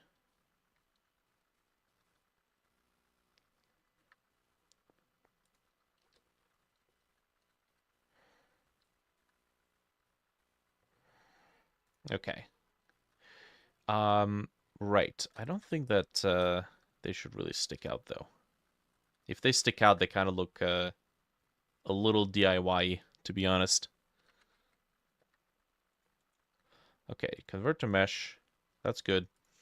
And then this. Oh, right. We need to apply scale on everything.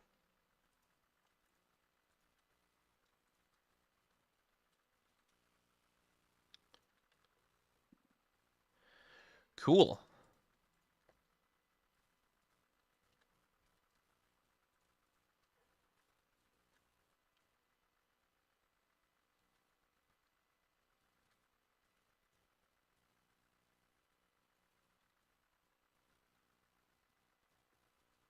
Mm-hmm.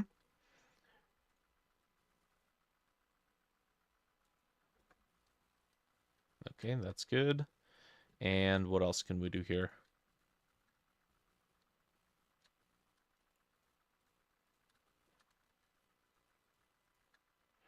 Duplicate. Shoot along normals.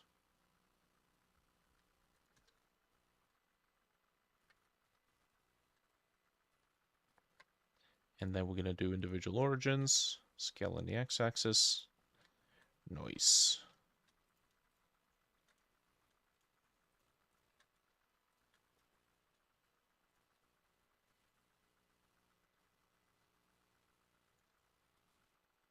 Cool. Shade smooth. Ugh. There we go. Nice. That do it.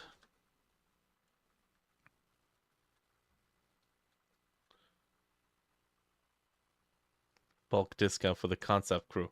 Ugh. All right, let's get this thing a little bit thinned out. It's a little too big. Okay. Hey, okay, let's save this. So this is gonna go assets, models, um, props, bunker generic. Okay, so weighting bench. It's probably not the best weighting bench. It's kind of improvised. Cool. Let's get this exported now. Oh, hold on. Yeah, nice. Waiting bench, selection only. That's the only thing there. Get that. Why'd you say that, man? Welcome to the channel.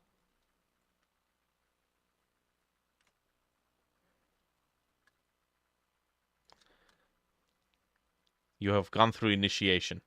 That's probably also the most tame thing I've ever said here so far. So, I went light on you. I went easy on you. Okay, cool. So we have this. Again, we'll just do texturing later. That's fine. Nice. Actually, let's slap a placeholder texture on this thing. So this is gonna be grid or pattern. Pattern. I guess this would be dark. Sure. Man, being able to drag and drop the materials, so handy. Your whole family's here, though. Your whole family's here. Good, they can join in on the action.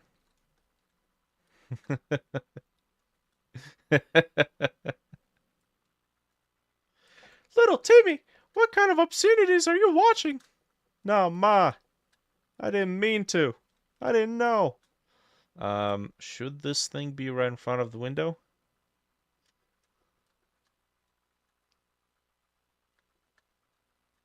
Maybe.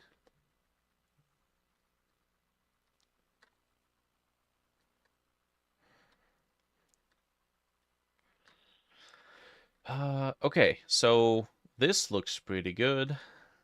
Not bad. We got the rebar. We got the rebar. And what else do we need? This is a big ol' empty nothing. We still need to justify this second floor area. Like, this entire thing is supposed to be basically a mini puzzle, and I'm kind of thinking of having the player be stuck in here. They go through the metal detector area, which, by the way, we haven't made yet. They try to crawl in through some sort of a location, but they get stuck, and now they have to go through this whole thing.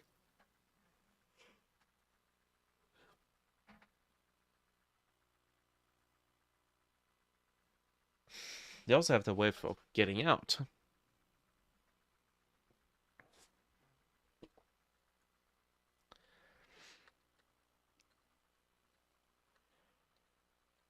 So this is kind of a curious thing, because I can't really brainstorm a bunch of ideas while I'm live. I don't know why. Nothing comes to mind. So when it comes to coming up with obstacles and ideas, that we can save for, let's say, when I have an idea of what the heck we're doing here. For the time being, however, we could do some prop making. Get some stuff done. What else do we need here? We got these wall wires everywhere. Wall wires everywhere. Uh, do, do, do, do, do.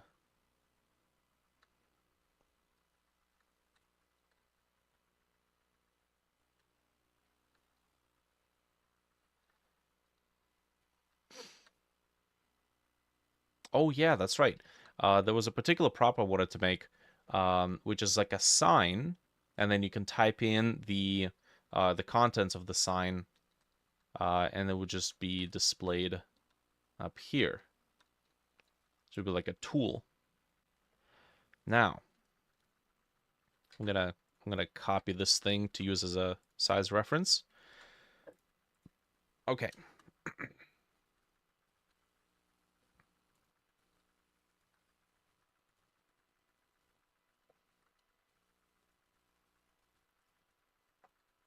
Yeah, whatever.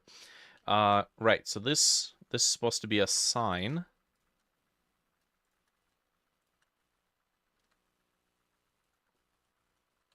Apply scale before we bevel.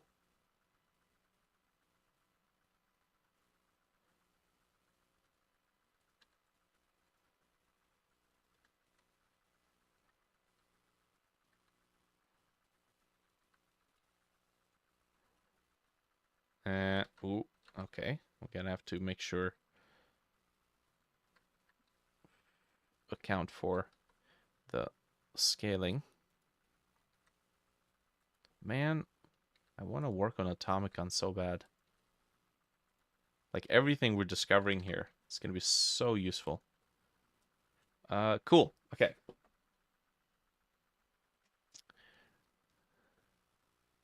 could do some kind of passcode door with the bits of the password scattered around. That is actually a good idea. I already have a passcode door. I don't know if it survived porting in the functional state. We might have to do something. But yeah, we could definitely use a passcode door. This would be the passcode door to get into the upper display area. Yeah, for sure. We can do that. That's a good idea, actually. Let's do this.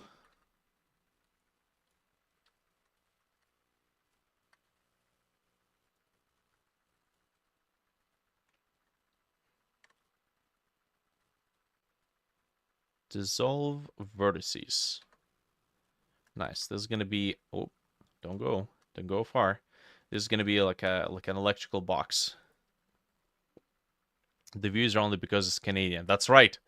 That's right. A dear old government is like, we're gonna make sure that that Canadian content makers are prioritized in Canada, and then YouTube's like, nah, nah, Canadians have fun.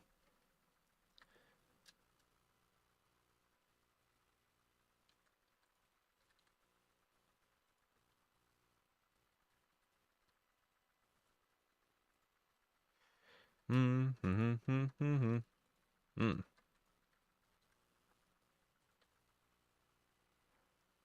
Okay, that should be good. Let's, I guess we can just make it a part of the same thing. Let's give it 6 sides, cylinder.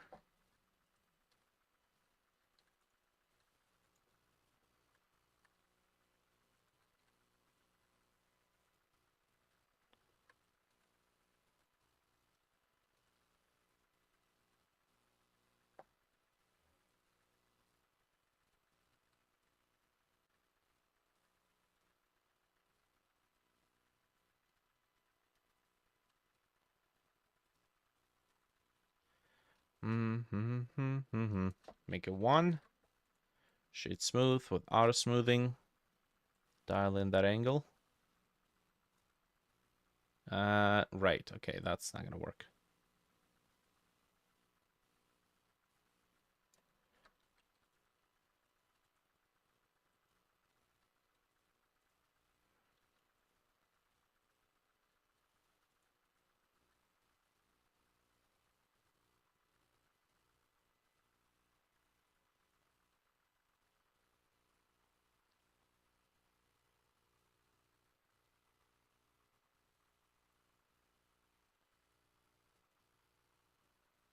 We should never stop learning Blender. It's never too late. Let's give it a save. So this is wall sign. Right, that's fine. So wall sign will be fine. Let's go into, this is assets, models, props, and then bunker generic. So I guess, yeah, this is a generic thing. Let's go ahead and anything else we can add? No? Hmm.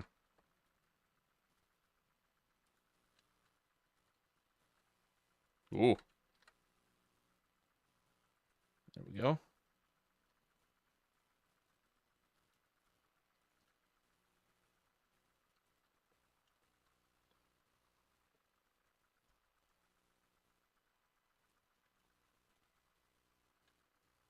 There we go. That looks interesting. And then we can take this face and be like, aha,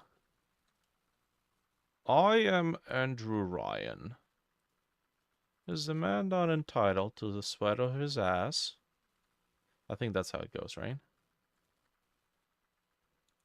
Let's redo the shade smooth. Actually, no, we can't because, man, I am not a fan of this whole feature where the auto smoothing is just like recording the edge loops here. That is not cool. Clear sharps. That's not cool at all. Not a fan. There we go. Cool.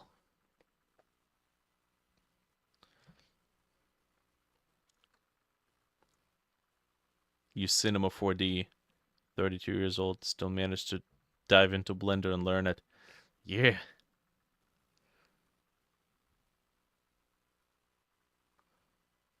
Art Deco. Yeah, that's right. That's what we're going for. Art Deco.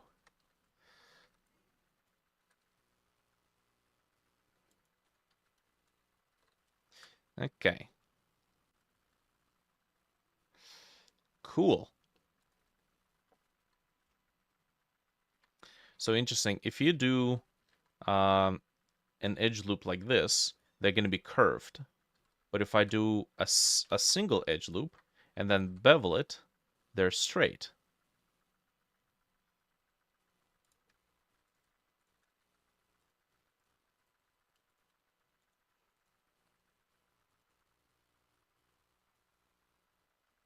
Cool. Don't think we need these faces. Cool. All right. That's good. Get rid of this. Let's go ahead and export wall sign obj. BBJ.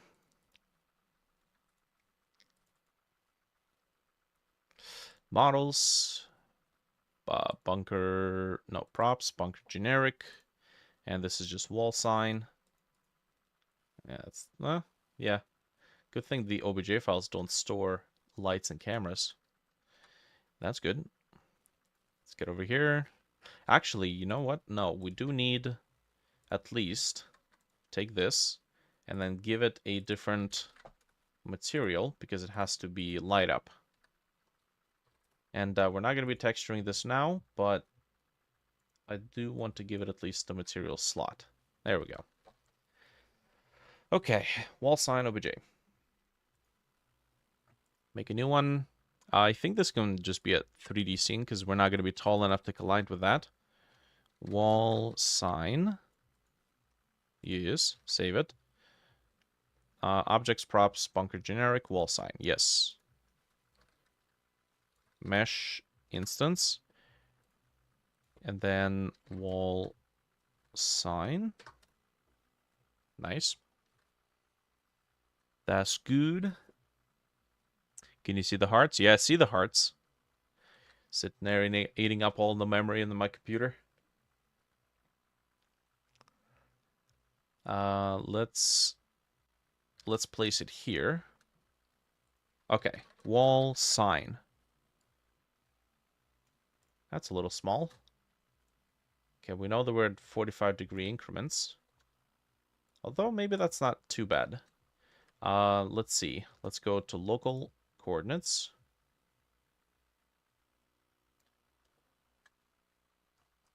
Nice. All right. So what do we want to do with this? We need to be able to type in stuff here. So we're going to do a label 3D. We can type text here. It's backwards. I guess we'll just do this. Actually, why is it backwards?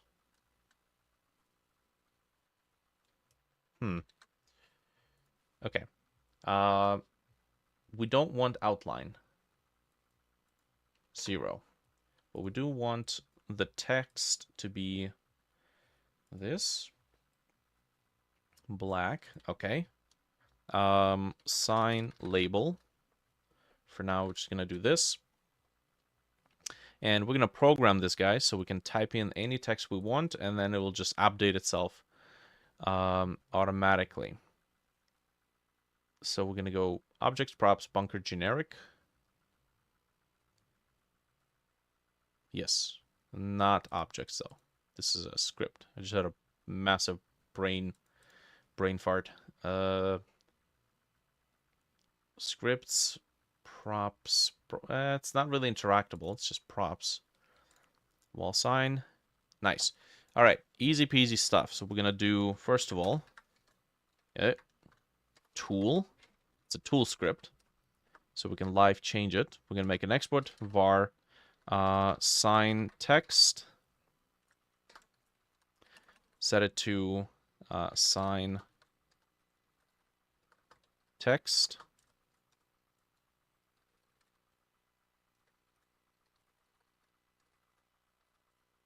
let's say zone, just in case I forget to rename one of them. We're gonna give it a setter function.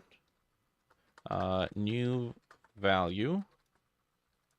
Sign text is going to be forwarding the new value, and then we're going to talk to label 3D. Dot text. Sign text. There we go.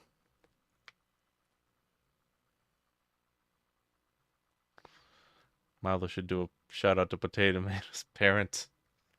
Hey, hey, hey. What's cooking? Your son's been a bad boy. I assume it's a son.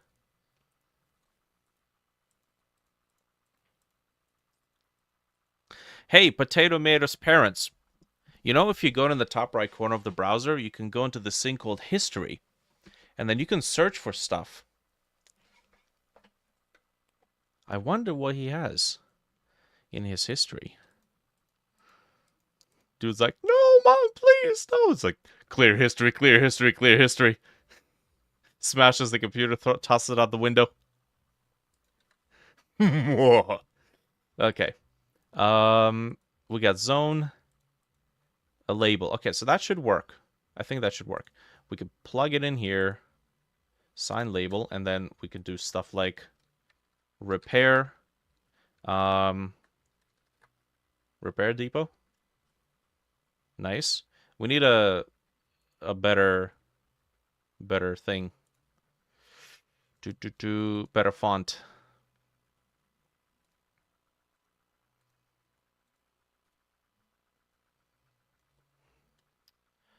Okay. Who's Milo? That's me.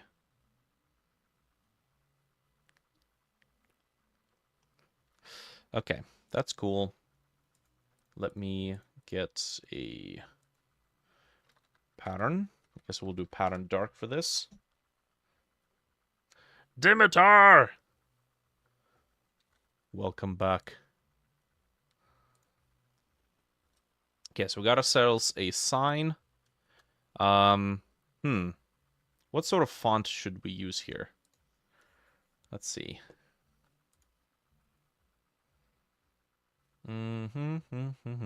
Font. Let's see what we got.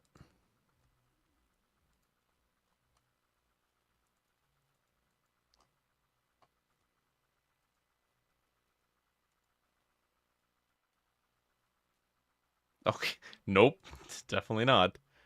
Debug font. No. Oh, that's SquarePeg. This is the computer font, but it doesn't make sense to use it here. Comic Sans. Oh boy. Okay, let's see here. Google Fonts. Check out the sample text they're using now in Google Fonts. Whereas disregard and contempt for human rights have resulted. Everyone has the right to freedom of thought. Yeah. Was it conscience and religion? This right, something something. Somebody at Google Fonts be wilding, man. This right includes freedom to change his religion or belief, freedom to either. Oh, jeez, what did they get the entire? They got the entire Declaration of Independence in this thing. This is the entire Constitution. Great. I mean, that's fine and all, but what was wrong with the sly dog just jumps, the sly fox jumps over the lazy dog? That one was pretty good too. No love for the fox.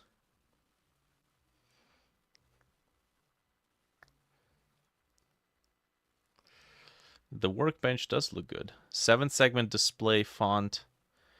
Maybe. Let's see the workbench a little more. The workbench does look cool. Hey, Babas Nue. This is like one of my favorite fonts. I slap that shit onto just about anything. It's like very authoritarian. Very dominant. But I need some font that is that could be used for a sign.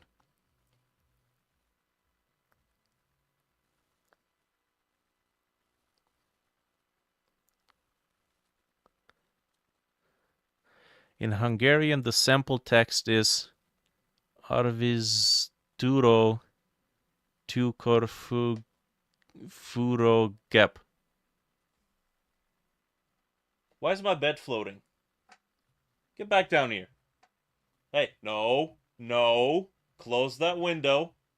No. That's right. That's right.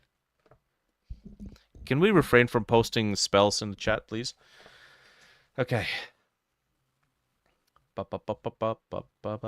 We need a font. A font that works. The power of Christ compels you on the floating bed. It's possessed by the sleeping demon. Okay. Translates to a power drill used to drill mirrors and is resistant to flooding. There you go.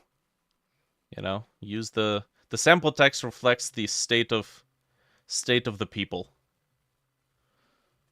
Here we have, you know, people concerning themselves with freedom of thought and rights. In your country, you know, maybe check the blueprints before drilling a hole in the wall so you don't puncture a water line. We don't have such problems in this country. What do we got here? What font should we use? Something for signage. See, this is kind of a rabbit hole. You could spend literally hours looking for a font. Oh,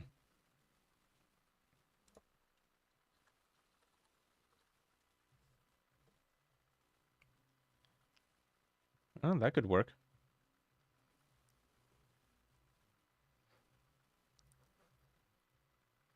Impact or bubble.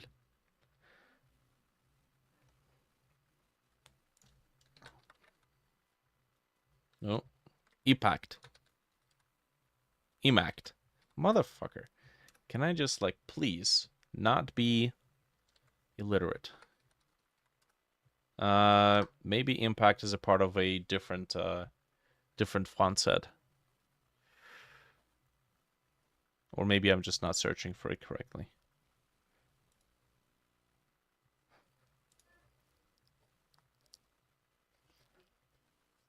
There's a million fonts and nothing works. Windows has it. Right, but, you know, licensing. It's like me using the McDonald's arches. Not gonna end well. Barlow, that could work. Everything here is open source fonts. Pacifico. Mm.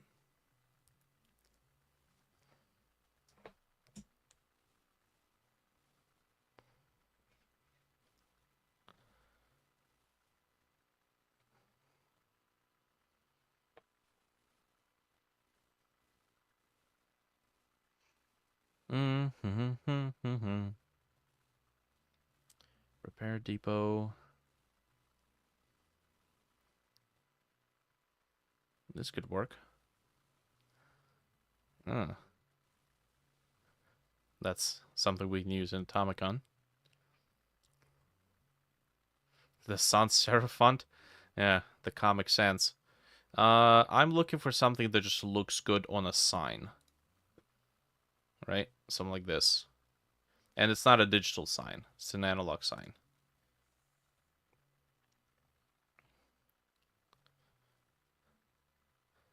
Galata is something you'd see on top of the restaurant in Atomicon, of course. Yeah, that's the idea. I bought a pack of open source fonts from 1001 Fonts a while back. There's a lot of really cool Art Deco stuff in there. Also, there's a really cool company called Heritage Fonts.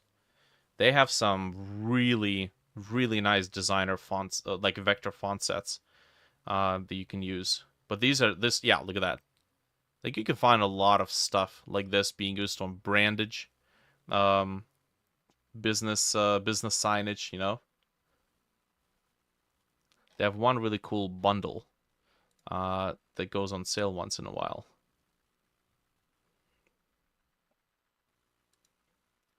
Bundles. A vintage bundle. They might have released a bunch of other stuff since then, but let's see. There's the vintage one. I remember by the thumbnail, but maybe they're using a different thumbnail for it. Tomahawk, typeface. Yo ho ho. Hey. Nice. No, I don't want your help. Stop trying to sell me stuff. Wait, that's my fonts. What the heck? That's not heritage fonts. Get back out of here. Go. See? See? That's what these assets do. They buy up the sponsored space. Heritage. There you go. That's the website I'm looking for. This vintage font bundle. Super cool. Some very nice fonts and vectors in here. So yeah. Oh yeah, look at that. And you can take those vectors and arrange them in whatever, bake into a map and use it as a height map to get 3D geometry. So yeah, there's plenty of use cases for that. Okay.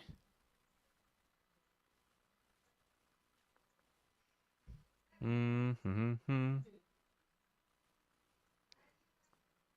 That looks cool. Righteous. Repair depot. Repair depot. Lobster 2.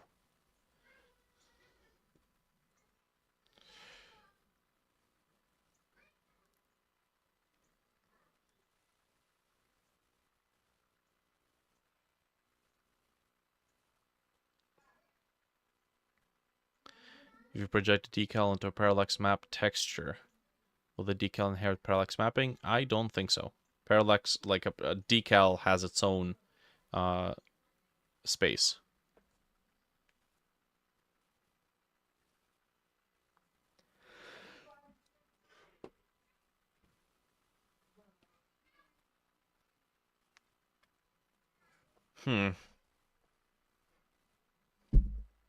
I don't want to waste too much time on this.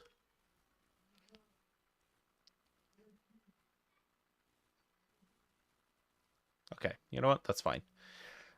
It's one of those things that you don't really do in a live stream because you have a potential of spending an obscene amount of time in this. Okay. Okay, so that's fine. That's cool and all.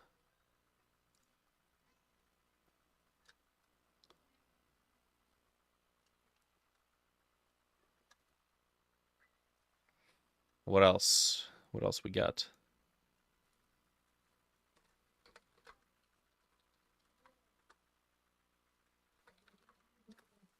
I'm gonna take a peek in the sandbox here.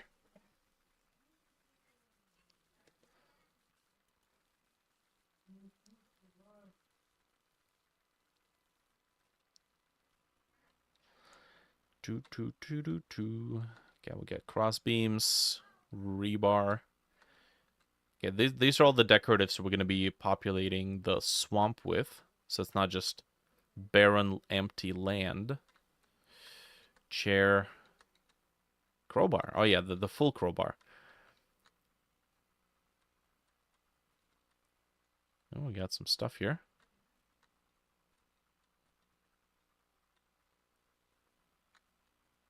Do we have anything inside here? No. Nope. Okay. Cool. I gotta remind the fellas to create the TSCN files for everything. Don't more time. I can't spell for shit, man. Leave me alone. Right.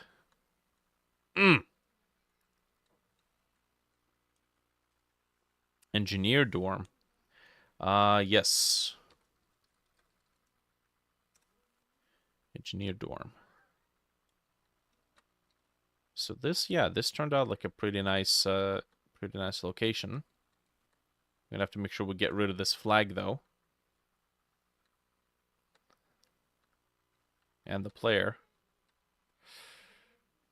Yeah, so see, we're basically just using these wall chunks to get everything up and running.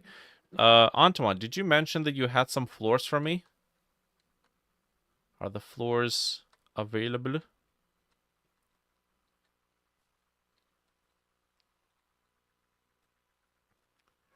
Okay. Well, I think at this point I just need to figure out what it is that we're doing for the progression here, because there's a whole lot of stuff, not a whole lot of reason for it to be here.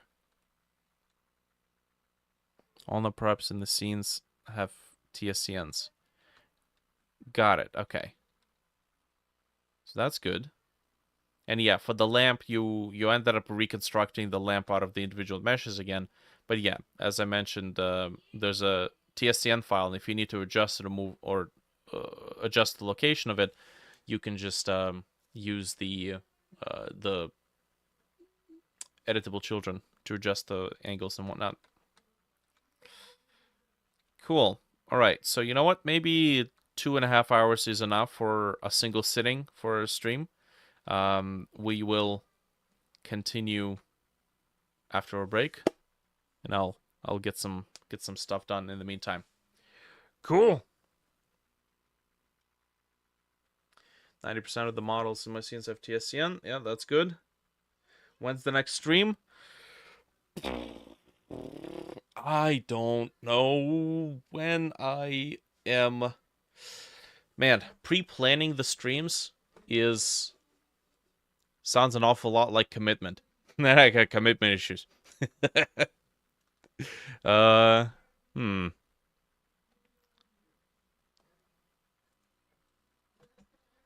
I know that it's beneficial to have a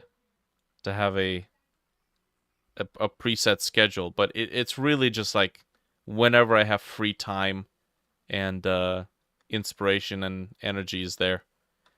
Which, most of the time it's some of the time it's most of the time. But sometime it's not at the time. Do you know the time? It's 6 a.m. Do you know where your kids are? I know I made a scene, but make it local. Yeah, well, if you make a scene for something and then make it local, it's like, what's the point, right?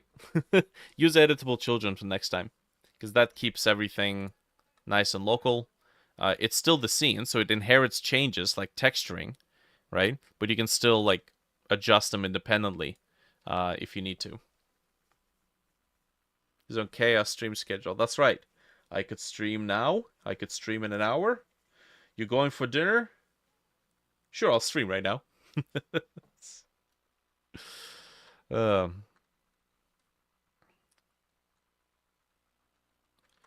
Cool. All right, break time. If you haven't already, if for the new folks in the stream, pop in over to Retroactive Gamers channel, drop a sub there, because that's the channel that needs most of the subs. And yeah, we'll continue in the next one.